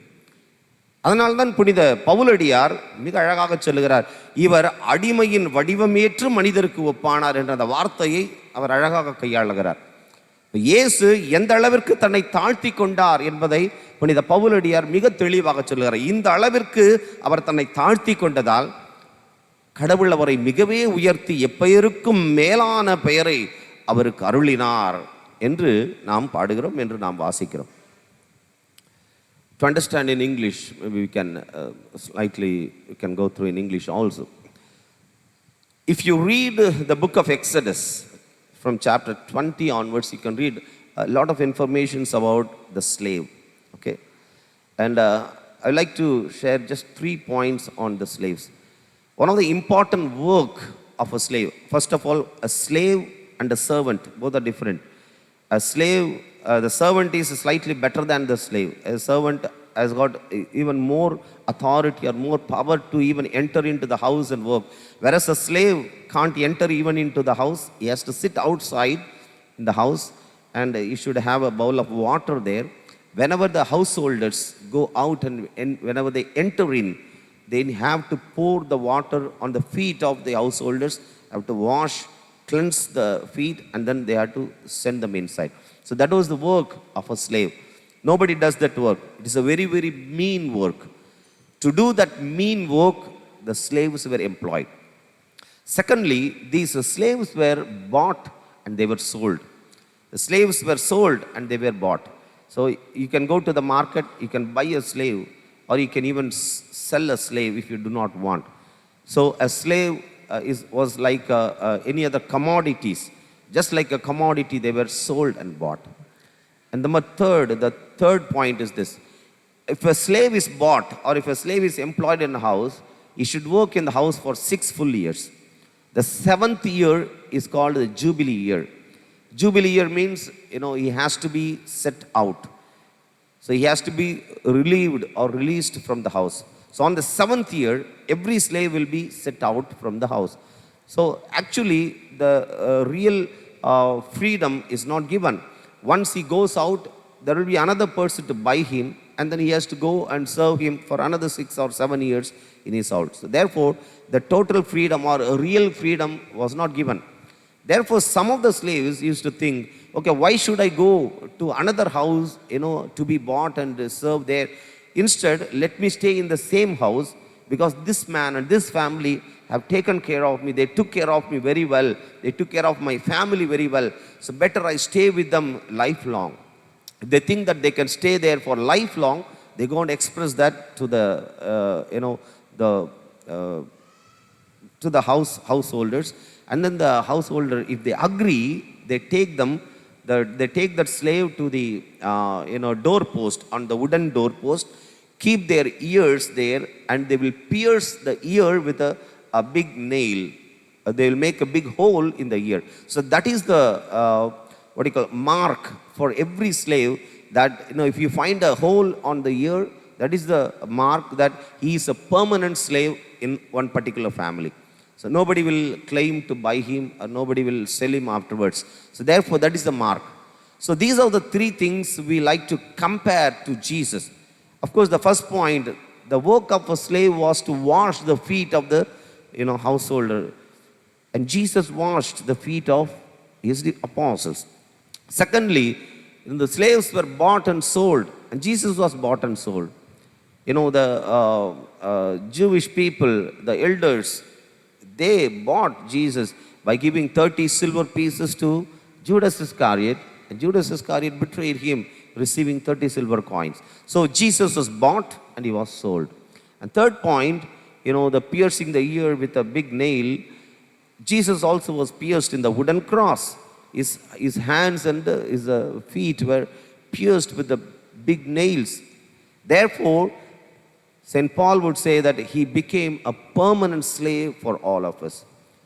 That is the reason why Paul uses that particular word in his epistle, that he took the form of a slave. So he gives us a very good example for the humility. We need to humble oneself to the point of a slave. So everyone has got their humility, but how much humility we have? How much we have to humble ourselves? You have to humble yourselves to the point of a slave. இயேசுவில் பிரியமானவர்களே, ஒரு அடிமையின் அளவிற்கு நாம் நம்மை தாழ்த்தி கொள்ள வேண்டும் என்பதைத்தான் புனித பவுலடியார் அழகாக சொல்லியிருக்க. இன்றைக்கு வாசகங்கள் எல்லாம் நமக்கு அதைத்தான் சொல்லுகிறது. எனவே இன்றைக்கு நாம் சற்றே சிந்தித்து பார்ப்போம். என்னுடைய தாழ்ச்சி எந்த அளவிற்கு இருக்கிறது? ஒரு புனித வாரத்திற்குள்ளே அடியெடுத்து வைத்திருக்கின்ற நான், இந்த புனித வாரத்துக்குள்ளே இன்றைக்கு நிறைய விழாக்களை நாம் நினைவு கூற இருக்கிறோம். நிறைய விழாக்கள், திருவருட்சாதனங்களை எல்லாம் நினைவு கூற இருக்கிறோம். ஆண்டவருடைய பாடுகள், அவருடைய இறப்பு, அவருடைய உயிர்ப்பு எல்லாம் எதற்காக என்றால் ஆண்டவருடைய உயிர்ப்பில் நாமும் பங்கு பெற வேண்டும். நாமும் அந்த உயிர்த்த ஆண்டவரோடு ஒரு நாள் அங்கே இருக்கணும், அந்த புனிதத்துவத்தை அடைய வேண்டும். அதனால தான் இந்த புனித வாரத்தில் ஒரு பயணத்தை துவங்கி இருக்கிறோம். அந்த புனிதத்துவத்தை நீங்களும் நானும் அடைய வேண்டும் என்றால் நாம் அடிமையின் அளவிற்கு நம்மை தாழ்த்தி கொள்ள வேண்டும். தாழ்ச்சி இருக்கு, இல்லைன்னு சொல்லலை. ஆனால் எந்த அளவிற்கு நம்மை தாழ்த்தி கொள்ள வேண்டும், அதை தான் நாம் சிந்திக்க வேண்டும்.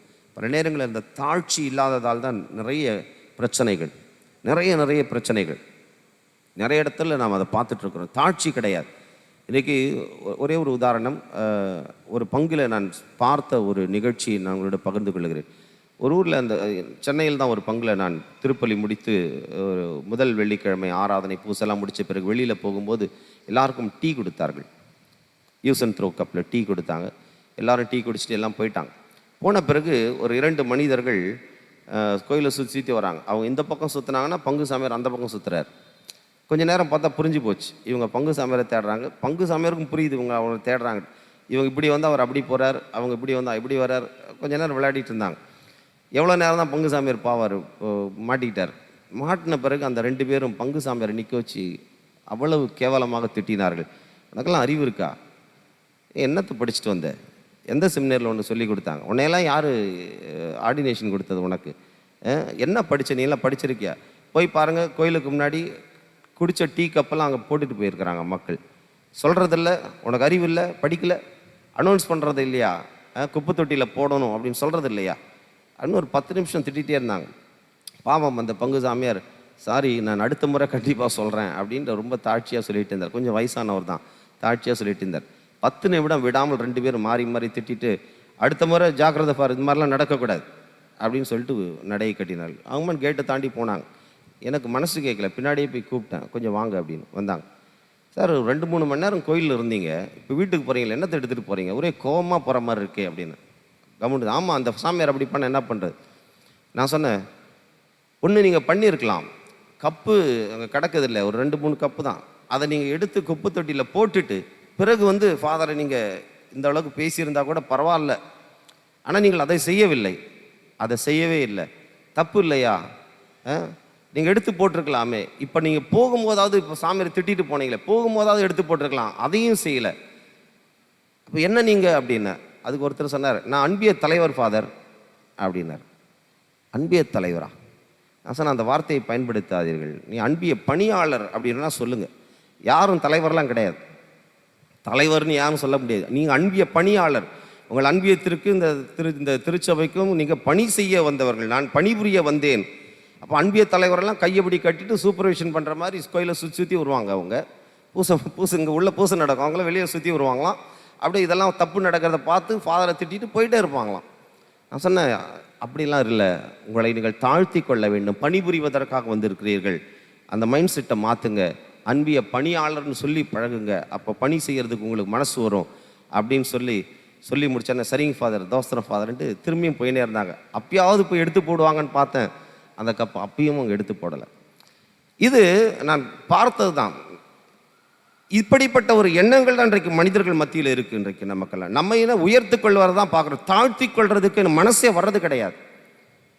அப்படிப்பட்ட மனது இல்லாதவர்கள் நிச்சயம் இந்த புனித வாரத்தில் நாம் எதையுமே நாம் கொண்டாட முடியாது. நிச்சயம் ஆண்டவனுக்கு எந்த பலனையும் கொடுக்க மாட்டார். 40 நாட்கள் நீங்கள் தவம் இருந்தும் ஒரு பிரயோஜனமும் இருக்காது. இயேசுவுக்கு பிரியமான நாம் எல்லோரும் கிறிஸ்து அவர்கள்.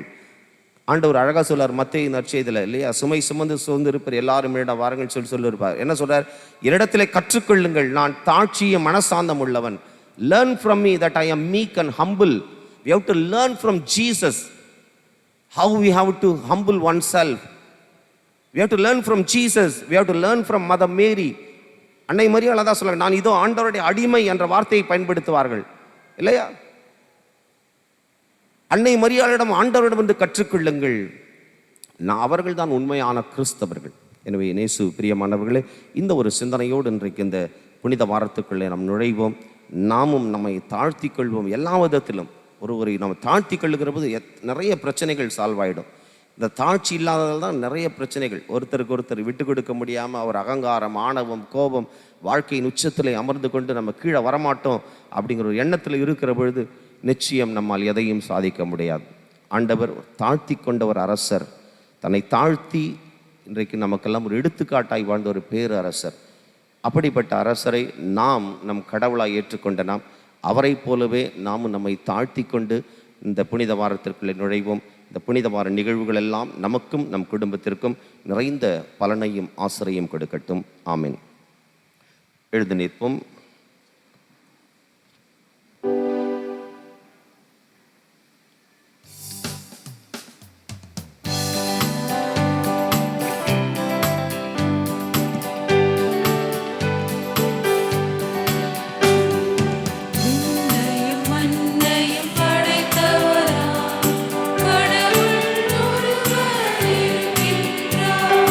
தந்தை மகன் தூய ஆவியார்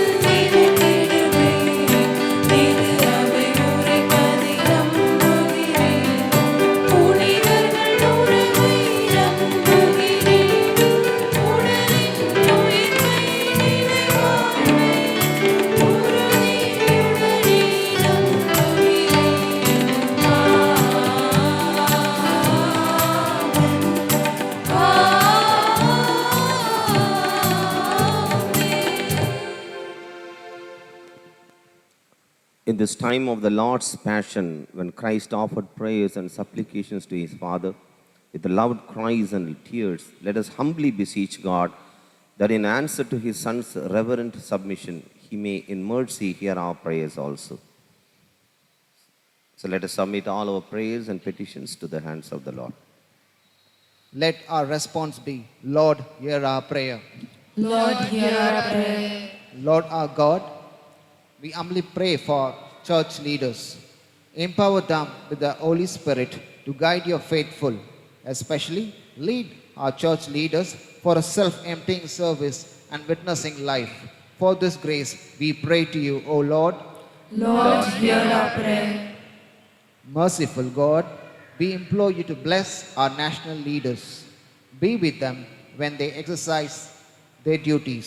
Help them to unite the people and plan for the people's welfare.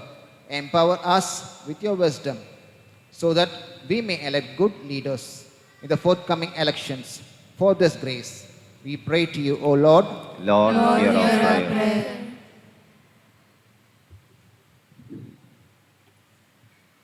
அருணை காட்டு இறைவா, எம்மிடையே பசி பிணிகளால் பாதிக்கப்பட்டு வறுமையினால் வெந்து மடியும் என் சின்னஞ்சிறு சகோதர சகோதரிகளை ஏறெடுத்து பார்த்து உதவிகள் பல செய்யவும் அக்கறையோடு பிற அன்பு பணிகளை மேற்கொள்ளவும் எம்மை மாற்றிட வேண்டுமென்று ஆண்டவரே உம்மை மன்றாடுகிறோம். கேட்டருளும்.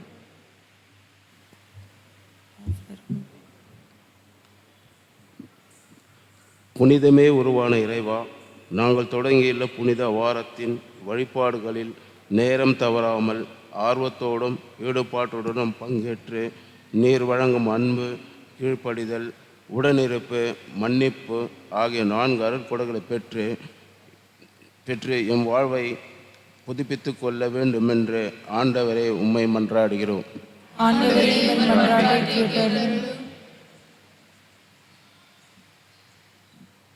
அருள்கொடை வள்ளலே இறைவா, இவ்வுலகை அச்சுறுத்தி வரும் கொரோனா நோய் தொற்றிலிருந்து மக்களை காப்பாற்றும்.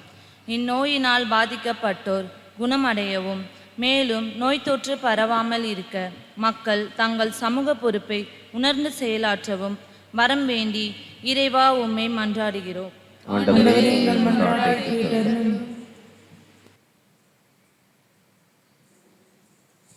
ஒரு சில நிமிடங்கள் அமைதியாய் நம்முடைய தனிப்பட்ட தேவைகளுக்காகவும் ஜெபிப்போம். God, our loving Father, we praise you and thank you, Lord, for bringing us together around this altar to celebrate this greatest mystery. As we entered into the Holy Week, bless us, Lord, with all the wisdom to understand that only by humbling ourselves to the level of a slave we can reach or attain that sainthood, that holiness. As we are standing before you, we placed many of our prayers and petitions into your hands. Accept all our prayers, Lord, and if it is your will, grant them to us through Christ our Lord. Amen.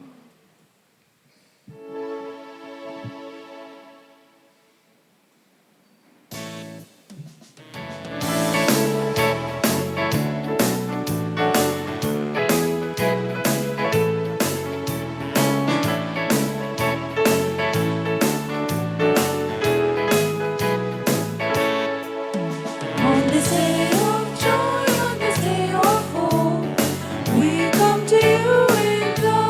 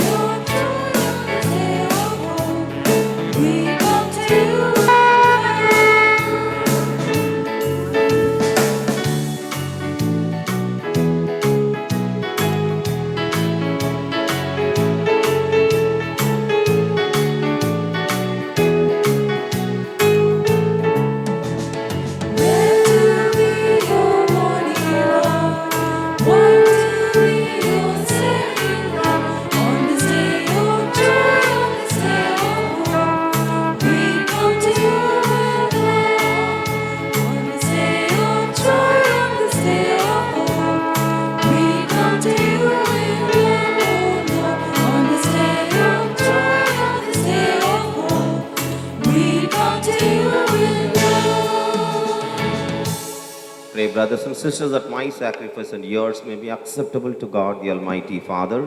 May the Lord accept the sacrifice of your hands for the praise and glory of his name, for our good and good for his whole holy church. Through the passion of your only begotten Son, O Lord, may our reconciliation with you be near at hand, so that though we do not merit it by our own deeds, yet by this sacrifice made once for all, we may feel already the effects of your mercy. We ask this through Christ our Lord.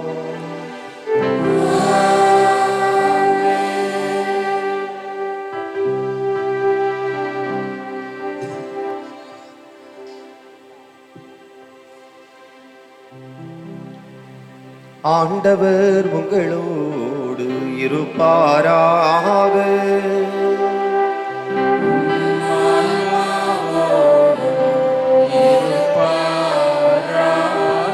இதயங்களை மேலே எழுப்புங்கள்.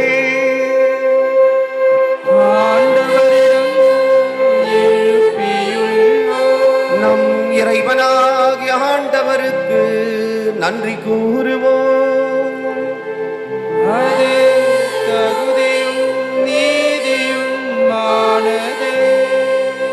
ஆண்டவரே, தூயவரான தந்தையே, என்றுமுள்ள எல்லாம் வல்ல இறைவா,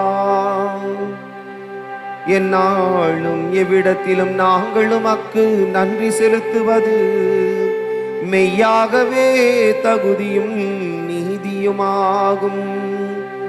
எங்கள் கடமையும் மீட்புக்கு உரிய செயலுமாகும்.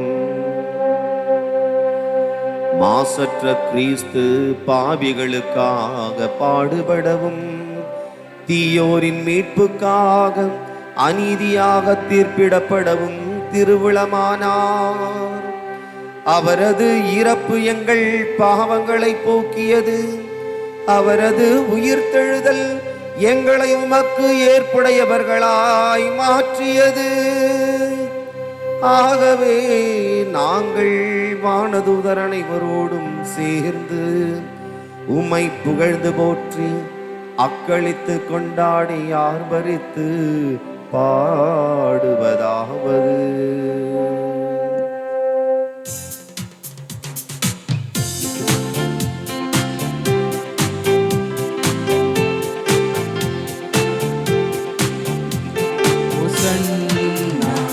ஹோசன்னா, உன்னதத்தில் ஹோசன்னா, ஹோசன்னா, ஹோசன்னா, உன்னதத்தில் ஹோசன்னா.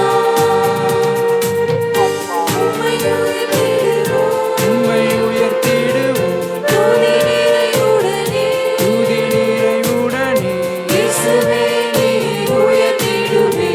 ஹோசன்னா ராஜராஜனே,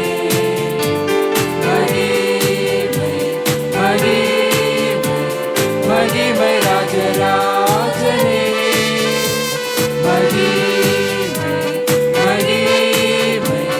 மகிமை ராஜராஜனே. உம்மை உயர்த்திடுவோம், துதி நிறைவுடனே, இயேசுவே நீர் உயர்த்திடுவே. மகிமை ராஜராஜனே, ஹோசன்னா ராஜராஜனே, மகிமை ராஜராஜனே, ஹோசன்னா ராஜராஜனே. ஆண்டவரே, நீர்மையாகவே தூயவர். உம்முடைய படைப்புகள் எல்லாம் உம்மை புகழ்வது தகமே. ஏனெனிலும் திருமகனாகி எங்கள் ஆண்டவர் இயேசு கிறிஸ்து வழியாக தூய ஆவியாரின் செயலாற்றலால் அனைத்தையும் உய்வித்து தூய்மைப்படுத்துகின்றீர். கதிரவன் தோன்றி மறையும் வரை உமது பெயருக்கு தூய காணிக்கையை ஒப்புக்கொடுக்குமாறு உமக்கென மக்களை இடையராது ஒன்று சேர்த்து வருகின்றீர். எனவே ஆண்டவரே, உமக்கு அர்ப்பணிக்க நாங்கள் கொண்டு வந்துள்ள காணிக்கைகளை அதே ஆவியால் தூய்மைப்படுத்த உம்மை தாழ்மையுடன் மன்றாடுகின்றோம். இவ்வாறு திருமகனாகி எங்கள் ஆண்டவர் இயேசு கிறிஸ்துவின் உடலாகவும் இரத்தமாகவும் இவை மாறுவனவாக அவர் பணித்தவாறே இம்மறை நிகழ்வுகளை கொண்டாடுகின்றோம். ஏனெனில் அவர் காட்டிக் கொடுக்கப்பட்ட இரவில் அப்பத்தை எடுத்து உமக்கு நன்றி செலுத்தி ஆசி வழங்கி அதை பிட்டு தம் சீடர்களுக்கு அளித்து அவர் கூறியதாவது: அனைவரும் இதிலிருந்து பெற்று உண்ணுங்கள்.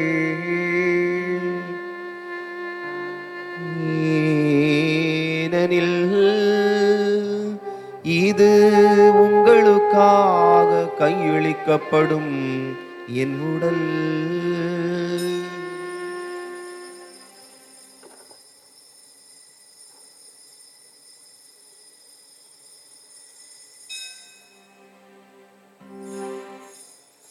அவ்வண்ணமே இரவு விருந்தை அருந்தியபின் கிண்ணத்தையும் எடுத்து உமக்கு நன்றி செலுத்தி ஆசி வழங்கி அதை தம் சீடர்களுக்கு அளித்து அவர் கூறியதாவது: அனைவரும் இதிலிருந்து பெற்று பருகுங்கள். ஏனெனில் இது புதிய நிலையான உடன்படிக்கைக்கு உரிய என் இரத்தத்தின் கிண்ணம். இது பாவ மன்னிப்புக்கென்று உங்களுக்காகவும் பலருக்காகவும் சிந்தப்படும். இதை என் நினைவாக செய்யுங்கள்.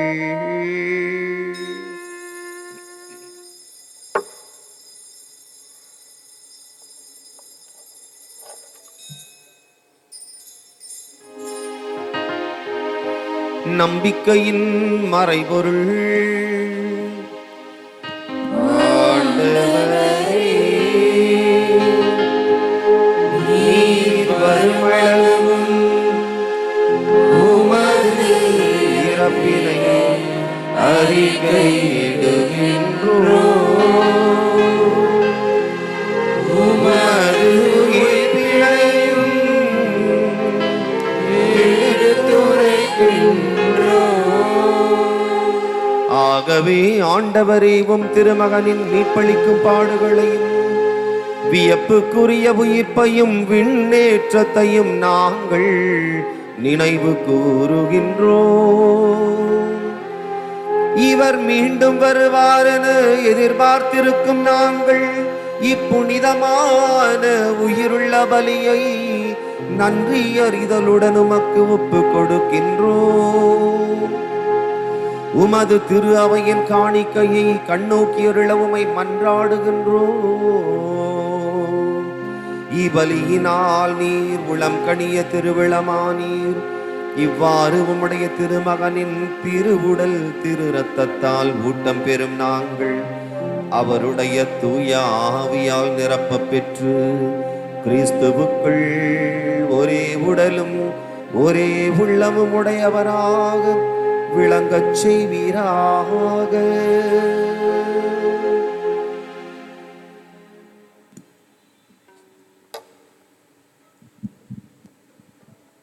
இவரே எங்களை உமக்கு என்றும் காணிக்கையாக்குவாராக. இவ்வாறு மால் தெரிந்து கொள்ளப்பட்டவர்களோடு முதலாக புனிதமிக்க கன்னியும் கடவுளின் தாயுமான மரியா, அவருடைய கணவரான புனித யோசேப்பு, புனித திரு தூதர்கள், மாட்சிமிகு மறை சாட்சியர், மற்ற புனிதர்கள் அனைவரோடும் நாங்கள் உரிமை பேச்சுக்கு தகுதியுடையோர் ஆவோமாக. இவர்களின் வேண்டுதலால் நாங்கள் இன்றும் உமது உதவி பெறுவோம் என உறுதியோடு இருக்கின்றோம்.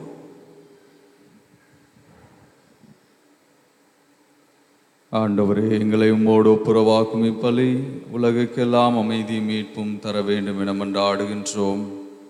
இவ்வுலகில் பயணம் செய்யும் உம் திரு அவையை சிறப்பாக மடியாராகிய எங்கள் திருத்தந்தை பிரான்சிஸ், எங்கள் பேராயர் ஜார்ஜ் அந்தோனி சாமி, ஏனைய ஆயர்கள், திருநிலையினர், உமக்கு சொந்தமான மக்கள் ஆகிய அனைவரையும் நம்பிக்கையிலும் அன்பிலும் உறுதி பெறச் செய்வீராக. நீர் விரும்பியபடி திருமுன் நிற்கின்ற குடும்பத்தின் வேண்டுதல்களுக்கு கனிவுடன் செவி சாய்த்தருளும்.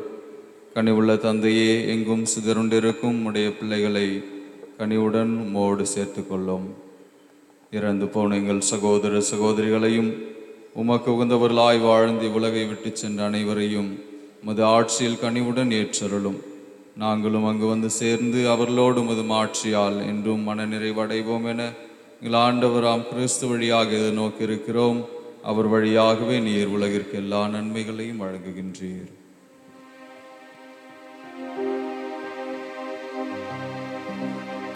இவர் வழியாக இவரோடு இவரில் எல்லாம் வல்ல இறைவனாகிய தந்தையே,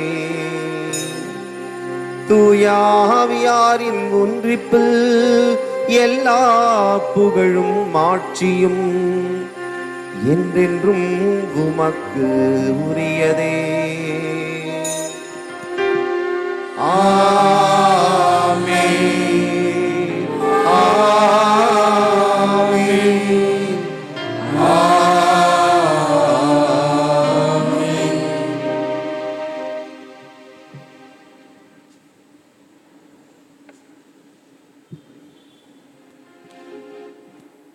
At the Savior's command and formed by divine teaching, let's dare to say, Our Father, who art in heaven, hallowed be thy name.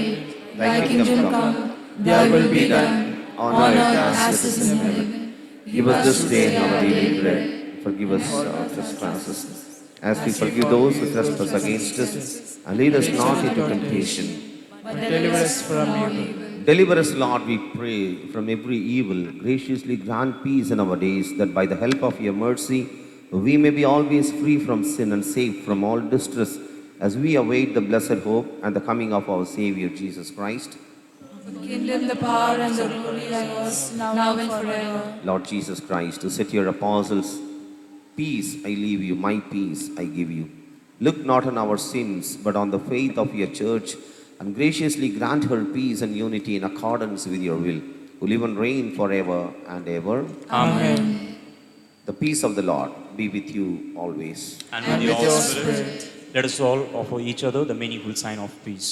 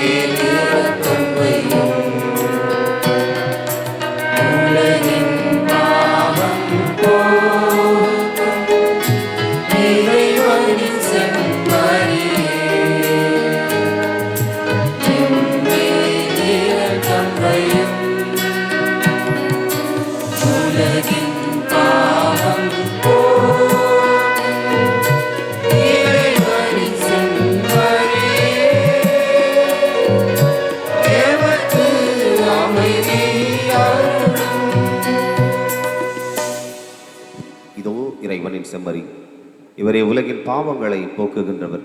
இந்த செம்மறியின் விருந்திற்கு அழைக்க பெற்றோர் பேறு பெற்றோர். ஆண்டவரே, நீர் என் நிலத்தில் எழுந்தருள நான் தகுதியற்றவன், ஆனால் ஒரு வார்த்தை மட்டும் சொல்லியருளும், எனது ஆன்மா நலமடையும். கிறிஸ்துவின் திருவிடலும் திறத்தும் என்னை காத்து எங்களை வாழ்வை அளிப்பதாக. ஆமென்.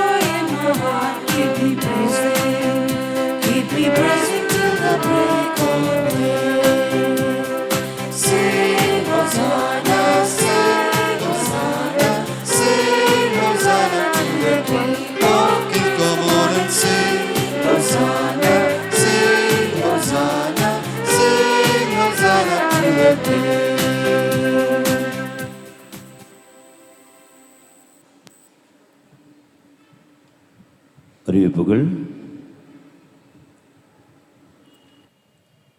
இன்று புனித வாரத்தின் முதல் நாள் பாடுகளின் வாரத்தை நாம் ஆரம்பித்திருக்கின்றோம். குருத்து ஞாயிறை மிக விமரிசையாக நாம் கொண்டாடி இருக்கின்றோம். ஆகவே இந்த நாளில் இந்த வாரம் முழுவதுமாக இன்னும் நாம் நெருக்கமாக நம்மை தயாரித்துக் கொள்ளும்படியாக உங்கள் அனுபவோடு கேட்டுக்கொள்கின்றோம். இந்த நாளினுடைய இந்த வழிபாடுகளை நமக்கு நடத்தி கொடுத்தவர்கள் ஆரோக்கியமாதா திருஇறுதி ஆண்டவர் நற்கருணைநாதர் ஜோசப் மற்றும் தாமஸ் அசசி லூர்து மாதா குழந்தை இயேசு மற்றும் ஷாலோம் அன்பிய மக்கள். ஆகவே இந்த அன்பிய பொறுப்பாளர்கள் மற்றும் இறை மக்கள் அனைவருக்கும் பங்கெடுத்தவர்கள் அனைவருக்கும் நமது வாழ்த்துக்களை செபங்களை தெரிவித்துக் கொள்கின்றோம். அன்பார்ந்தவர்கள், இன்று மாலை திருப்பலி நடைபெறாது என்பதை அன்போடு தெரிவித்துக் கொள்கின்றோம். நம்ம உயர் மறைமாவட்ட அளவிலான திருச்சிலுவை பாதையும் திருப்பலியும் புனித சின்னமலை ஆரோக்கிய அன்னை திருத்தலத்திலே நடைபெறுகிறது.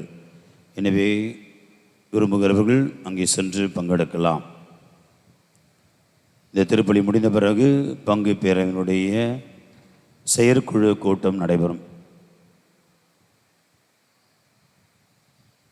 திங்கட்கிழமை நாளை 29/3 அன்று நம்முடைய பங்கிலே செயலாற்றி கொண்டிருக்கிற பக்த சபைகள் அனைவருக்குமான கூட்டம் மாலை திருப்பலி முடிந்து நடைபெறும். இன்சென்டி பால், தொழிலாளர் இயக்கம் மற்றும் திருஇறுதி சபை, மரியான் சேனை மற்றும் இளைஞர்கள் இவர்களுக்கான கூட்டம் நாளை மாலை திருப்பலி முடிந்தும் நடைபெறும். செவ்வாய்க்கிழமை காலை வழக்கம் போல் திருப்பலி நடைபெறும். ஆனால் மாலை திருப்பலி நடைபெறாது. நாம் அன்று திருத்தைல திருவிழா திருப்பலியை நாம் கொண்டாடுகின்றோம்.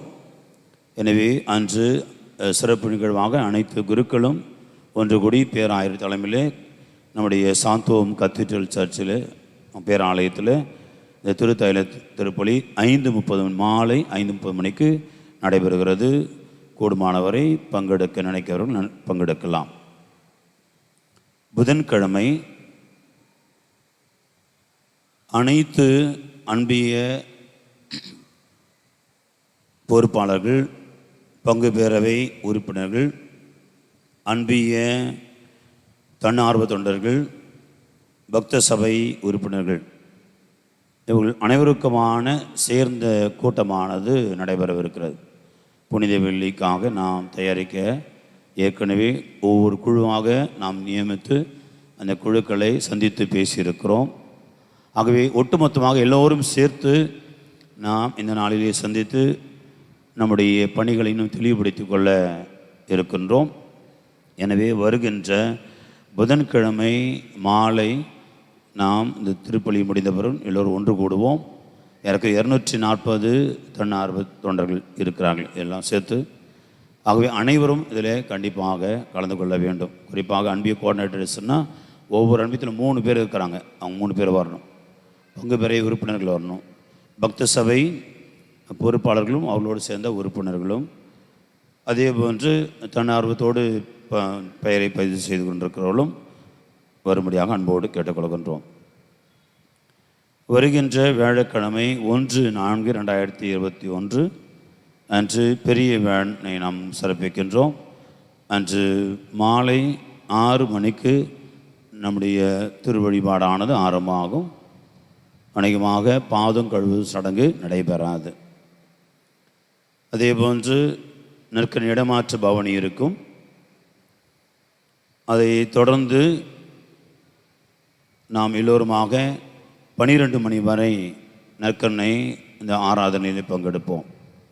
இரவு 8 மணியிலிருந்து 9 மணி வரை அன்னை தெரேசான் அசிசியார் கிளாரா பி சன்பியும், இரவு 9 மணிலிருந்து 10 மணி வரை நல்லாயன் குழந்தை இயேசு லூர்து மாதா ஷாலோம் அன்பியும், இரவு 10 மணி முதல் 11 மணி வரை செவேரியார் செபஸ்தியார் திருதி ஆண்டவர் அந்தோனியார் சுசேப்பர் தாமஸ் அன்பியும், இரவு 11 மணியிலிருந்து 12 மணி வரை ஆரோக்கியமாதா திருத்துவம் நற்கருணைநாதர் திருக்குடும்பம் ஜீசஸ் த சேவியர் அன்பிய குடும்பங்கள் இவர்கள் அந்த ஆராதனையிலே பங்கெடுப்பார்கள். அது பிறகு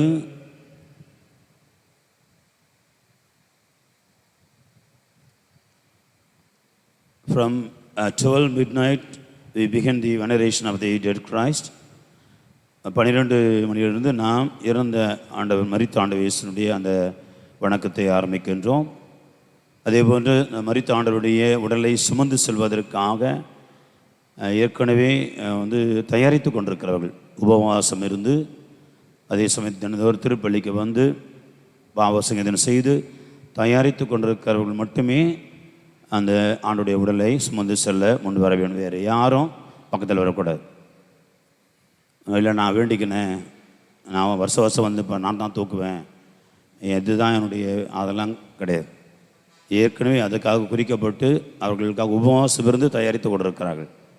எனவே அவங்க மட்டும்தான் கிட்ட வரணும். வேறு யாரும் எந்த வித காரணம் கொண்டும் மரித்த ஆண்டவர் உடலை சுமப்பதற்கோ பவனியில் இப்போ நெருங்கியமாக வருவதற்கோ முயற்சிக்க கூடாது என்பது அன்போடு கேட்டுக்கொள்கின்றோம்.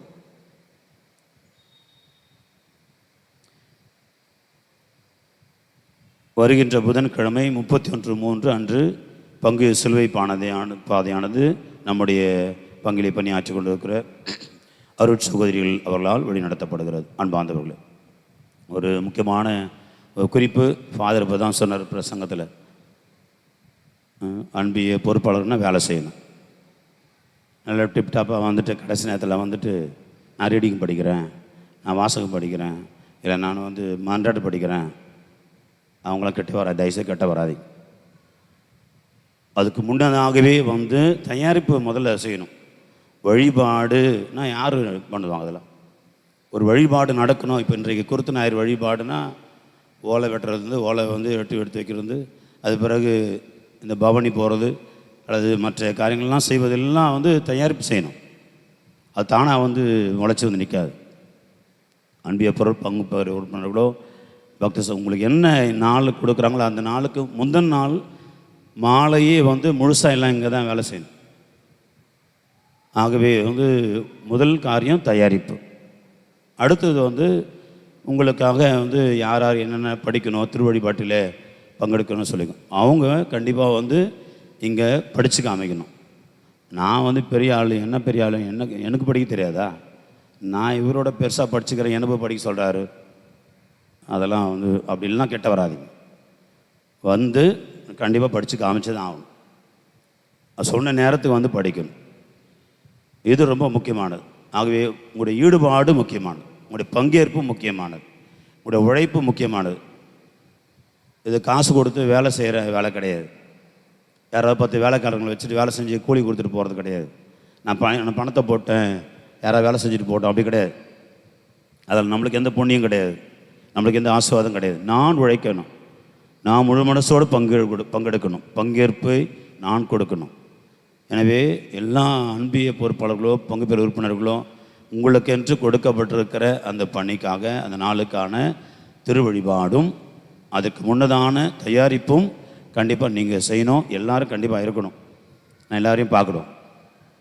ஆகவே வந்து அனைவரும் இதிலே முனைந்து பங்கெடுத்து பலன் பெறுமாறு உங்களை அன்போடு கேட்டுக்கொள்கின்றோம். Today we celebrate the Palm Sunday. There will be no evening mass today. There is a Diocese of the Cross, a little mount. So those who like to attend the Way of the Cross and Mass by the Archbishop, you can do so. So there will be executive meeting after this Mass. On Monday we have a meeting for the pious associations. So all the responsible people please attend the meeting. And Tuesday there will be no evening Mass because we have a Mass in Cathedral, Chrism Mass by Archbishop. And so all the priests will be there. So there will be no evening Mass on Tuesday. And Wednesday we have the meeting for all the people, NBM coordinators, parish council members, pious groups and individual volunteers. So we welcome everybody, we invite everybody to attend the meeting. It's compulsory. If you're not, please don't come and participate in the last minute. You will not be allowed. Those who volunteer themselves, please come on Wednesday for the meeting. And on Monday, Thursday, we have services. It starts by 6 p.m. in the evening, bilingual Mass. They may not be washing of the feet the day. And it is to be transferred to the another altar. And we have a continuous adorations. From 8 p.m. to 9 p.m., Anna Teresa, SSC, Claire, and Peace and Beams. 9 to 10 p.m., Good Shepherd, Infant Jesus, Lord Mother, Shalom, and Beams. 10 p.m. to 11 p.m., Xavier, Sebastian, Segdat, Anthony, Joseph, Thomas, and Beams. And 11 p.m. to 12 a.m. midnight, Arakimada, Tamaturthavam, Narkaninada, Holy Family, Jesus the Savior, and Beams. So all these unbeams, please come and adore the Lord in your specific time. From 12 midnight, we begin the veneration of the dead Christ. All those who are preparing themselves to carry the dead Christ, they are only allowed to carry. Others should not disturb the procession or removing it to whatever it is. Others, please cooperate and help us that it is now expression of faith. It's not just a ceremony, it's expression of our faith. Please cooperate with us. All those on-beam leaders and the parish council members, you are asked to come before the day and prepare for your liturgy and for the church, whatever the works are available. Coming Wednesday, we have the Way of the Cross for the parish. It will be animated by parish religious sisters.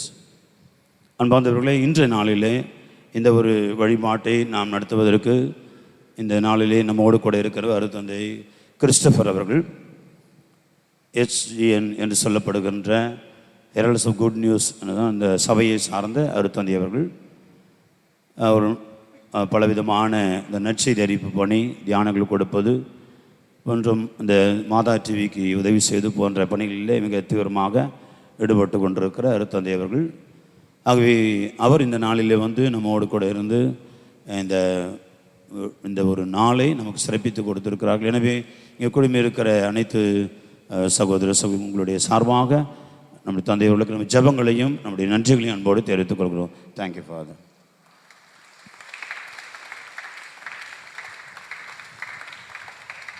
அன்பார்ந்தவர்களே, இந்த நாளையில் வந்து நல்ல டெக்கரேஷன்லாம் பார்த்துருப்பீங்க இல்லையா? நல்லா இருக்கா? நீங்கள் அதோட நல்லா செஞ்சுக்கிறீங்க. சாமிரங்க பிரசவிக்கும் போது அங்கே எல்லாம் நல்லா செஞ்சீங்க. நிறைய பேருக்கு அது செய்கிறது தான் முக்கியமாக இருந்துச்சு, அதையும் பார்த்தேன். ஆனால் உங்களோட நல்லா சிஸ்டர்ஸ் செஞ்சுருக்கிறாங்க. நம்முடைய சிஸ்டர்ஸ் வந்து இந்த அருமையான அதே போல் இந்த திருவழிபாட்டுக்கு உதவி செய்த நம்முடைய ஆல்டர் பிள்ளைங்க, கொயர், அப்புறம் போர்வளத்துக்கு பாடிய நம்முடைய கொயர், இந்த வழிபாடுகளுக்கு பல விதங்களிலே பங்கெடுத்து கொண்ட அனைத்து அன்புள்ளவங்களுக்கும் காவல்துறையினர், எலெக்ஷன் கமிஷன் அவங்க உத்தரவு கொடுத்தாங்க. அனைவருக்கும் நமது மனமார்ந்த நன்றிகளை தெரிவித்துக் கொள்கின்றோம், வாழ்த்துக்களின் ஜெபங்களை தெரிவித்துக் கொள்கின்றோம். உற்சாகத்தோடு செயல்படுவோம், புனிதத்தோடு செயல்படுவோம், தாழ்ச்சியோடு இருப்போம், பொறுமையோடு இருப்போம். இந்த வழிபாடுகளை மிக மிக அர்த்தமுள்ள விதத்தில் கொண்டாடி அவனுடைய ஆசிரை, அவருடைய உயிர்ப்பை நாம் கொண்டாடுவோம். எழுந்து நிற்போம்.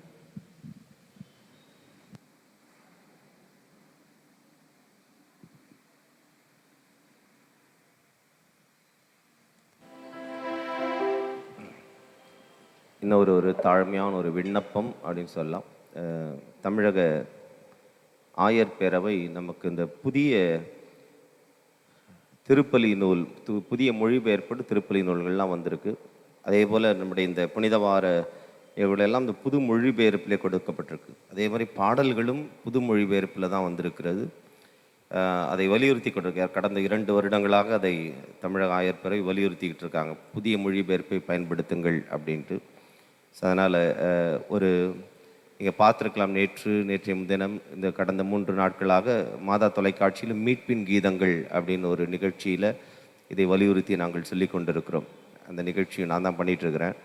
அதனால் நான் இங்கு இருப்பதால் அதை சுட்டி காட்ட விரும்புகிறேன். அதனால் ஒரு தாழ்ச்சியான விண்ணப்பம் தான். இனி வருகிற நாட்களில் எல்லாத்துக்கும் கொஞ்சம் ப்ராக்டிஸ் பண்ணி புது மொழிபெயர்ப்பில் இருக்கிற அந்த புனித வார பாடல்களை எல்லாம் பாடினீங்கன்னா நல்லாயிருக்கும்.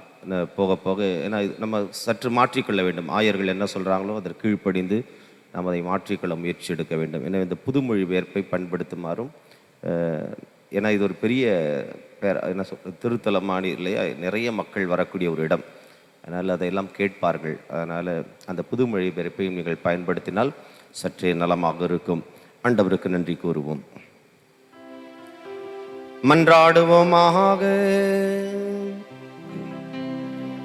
ஆண்டவரே, புனித கொடைகளால் நிறைவு பெற்ற நாங்கள் உம்மை பணிவுடன் வேண்டுகின்றோம்.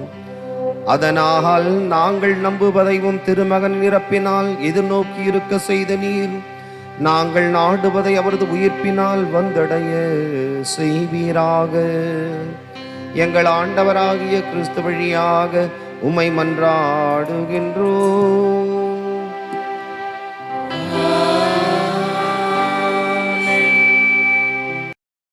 களோடு இருப்பாராக.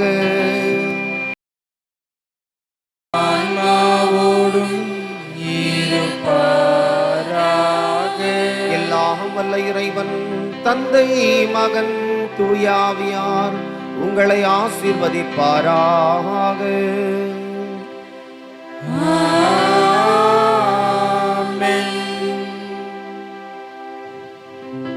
தாட்சி நிறை உள்ளத்தோடு வாழ சென்று வாருங்கள், திருப்பலி நிறைவேறிற்று. இறைவனுக்கு நன்றி.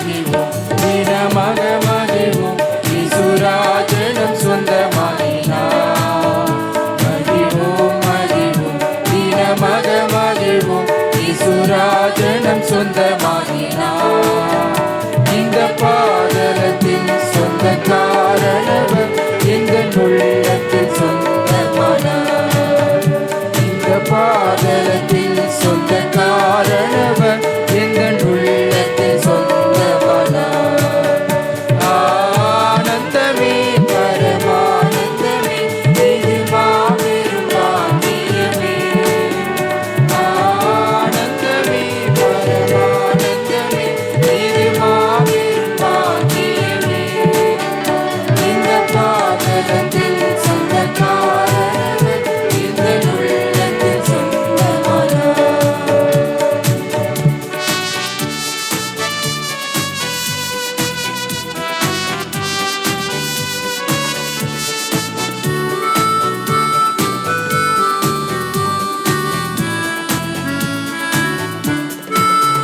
சின்னஞ்சிறு வயதில் என்னை குறித்து விட்டார் தூரம் போயிலும் கண்டு கொண்டார் சின்னஞ்சிறு வயதில் என்னை குறித்து விட்டார் தூரம் போயிலும் கண்டு கொண்டார் தனது ஜீவனை எனக்கும் அளித்து ஜீவன் பெற்று கொண்டென்றுரைத்தார் தனது ஜீவனை எனக்கும் அளித்து ஜீவன் பெற்று கொண்டென்றுரைத்தார் ஆனந்தமே பரமானந்தமே இது மாபெரும் பாக்கியமே ஆனந்தமே பரமானந்தமே இது மாபெரும் பாக்கியமே இந்த பாதலத்தில் சொந்த காரணவர் எங்கள் உள்ளத்தில் சொந்தமானார்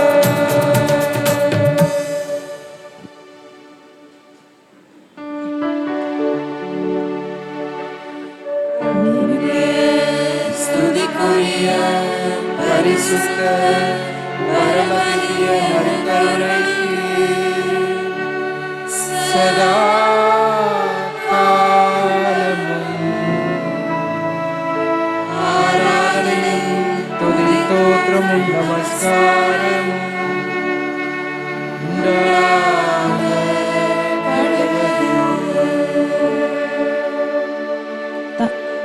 தந்தை மகன் தூய ஆவியாரின் பெயராலே ஆமென்.